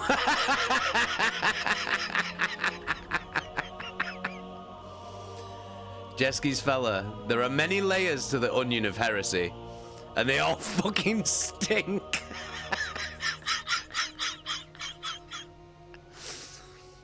Erebus starts ranting, Horus, sit the fuck down. Like, who the fuck does Erebus think he is, though? Like, do you know what I mean? Who the fuck does he think he is? Like, who are you fucking talking to? Like, you little asshole. Slap you about. Snow, it could be the most depraved character in 40k, and I'd still celebrate them shitting on Erebus. Oh, God. Chaka, Slam King, has Loki seen tonight's attire? I bet he loves it. Yes, he has. He said it, like, before I started the stream, he was like, that looks sick, Dad. And I was like, yeah, cheers, mate.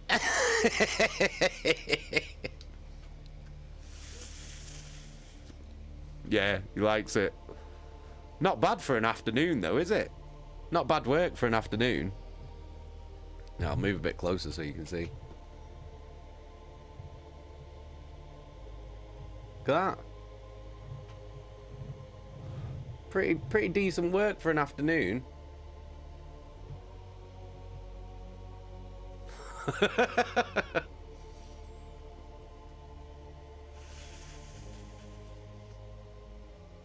Do you know what, though? Like, I've said this before, but say what you want about Erebus, but the sheer universal hatred that everyone has for that character, like, shows you how good of a bad guy he is. Do you know what I mean? Like, I've never ever seen anyone ever go, yeah, Erebus is sick. Nobody likes, like, everybody fucking hates him. Like, universal fucking hatred. Like, it's so good. Because people still like, people are still like, yeah, like, Horus, you know, he's a bad guy, but he's fucking cool. Like, do you know what I mean? And they say the shit, same shit with Abaddon as well. Like, yeah, Abaddon's fucking cool though. Never about Erebus. Everyone fucking hates Erebus. Like, it's amazing. It's proper like universal hatred. It's so good. It's because he's a sick bad guy. Chaka, deliver him in school with it on. No, he'll probably want to put it on. He'll probably want to put it on tomorrow. He'll be like, can I try it on?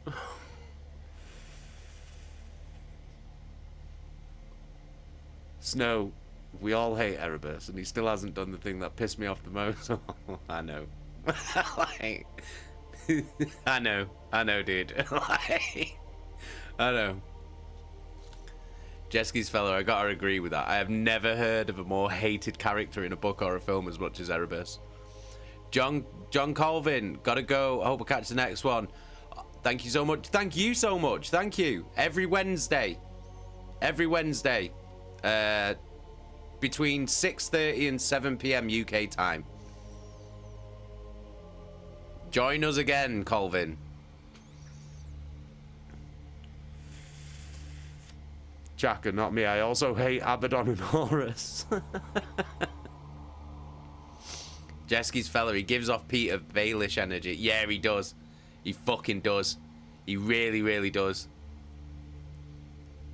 Jeski, I don't read these books, and from what the fella has told me about Erebus, I fucking hate him as well. Oh, yeah. Yeah. I'm trying not to spoil anything, but yeah. He's the biggest fucking piece of shit going. Wash. Like Joffrey from Game of Thrones, everyone and their grandma despise him. Yeah. Yeah. Because he's another amazingly written and amazingly, like, portrayed, like, acted, like, bad guy. You absolutely fucking hate Joffrey. From the moment you lay eyes on him until the moment Joffrey dies, you like, fuck this guy. Fuck everything about this guy. Fuck him.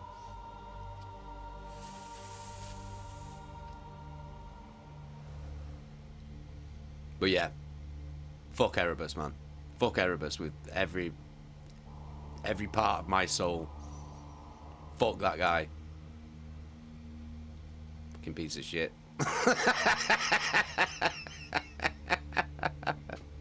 What an asshole. And fuck Jonah Aruken as well. You piece of shit, you selfish little fucking prick. Betraying your best friend like that. What a bag of shit for selfish reasons as well, you fucking asshole.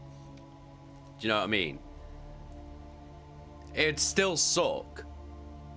But there'd be a level of understanding to it if you were like, right, okay, they have different ideals. Do you know what I mean? Do you know what I mean? Like, say if he was like, no, I'm following the Warmaster. I believe the Warmaster. I trust the Warmaster. Like, if he'd have said that, I'd have been like, ah, it fucking sucks, but okay. Like, I can understand it. But not that. Not that, Jonah Aruken. Fuck you, Jonah Aruken, you fucking piece of shit. Oh, but one day I want to drive a Titan. Fuck off. You could have just killed that fucking... You could have killed that Princeps Turnet right now with Titus Cassar and just take this fucking Titan. But no. You had to be a bitch.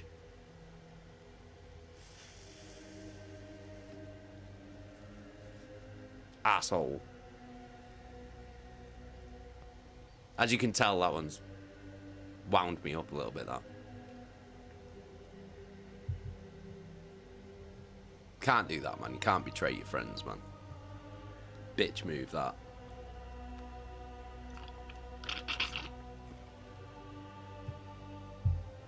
Pussy move.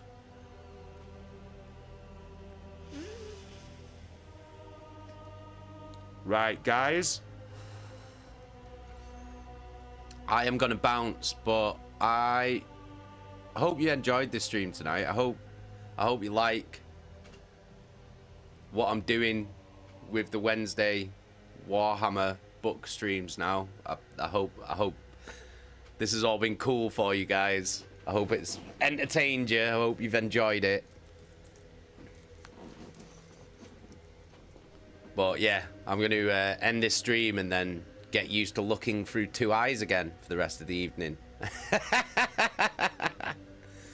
Snow, the setup's amazing. Good, I'm glad you like it. I tried to keep everything like so like on theme and stuff.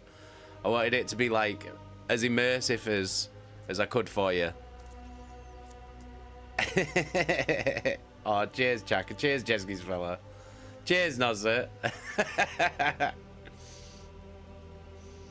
But yeah, I'm gonna go. I'm gonna get back to my Imperial archives. But thank you so much for hanging out with me tonight, as always. Thank you so much for the subs and the gift subs. Like, honestly, that shit means the fucking world to me. I will be back tomorrow. It'll be between 6:30 and 7 usual time. We've got a new stream starting tomorrow, so make sure you get there early. Because yeah, I'm not gonna spoil it. It'll be sick though. But yeah, if you're new to the channel and you haven't yet joined our Discord, please do join our Discord. We've got the most amazing community of people there. Everyone is so fucking wonderful. Yeah, do you know what? I'm just gonna drop that. I'm just gonna drop that again. Oh, there we go. There we go. Yeah, click that link. Join our Discord. We've got an amazing community. Introduce yourself. Make yourself a load of new friends. Check out all the different channels in the Discord. There's loads of different channels for all different types of hobbies and interests. So get in there, get stuck in there, have a look around, and I will speak to you all in the Discord. I have been the Imperial Remembrancer, the Slam King, and until tomorrow, you beautiful queechlings, citizens of the Imperium, peace and fucking love. Good night, everyone.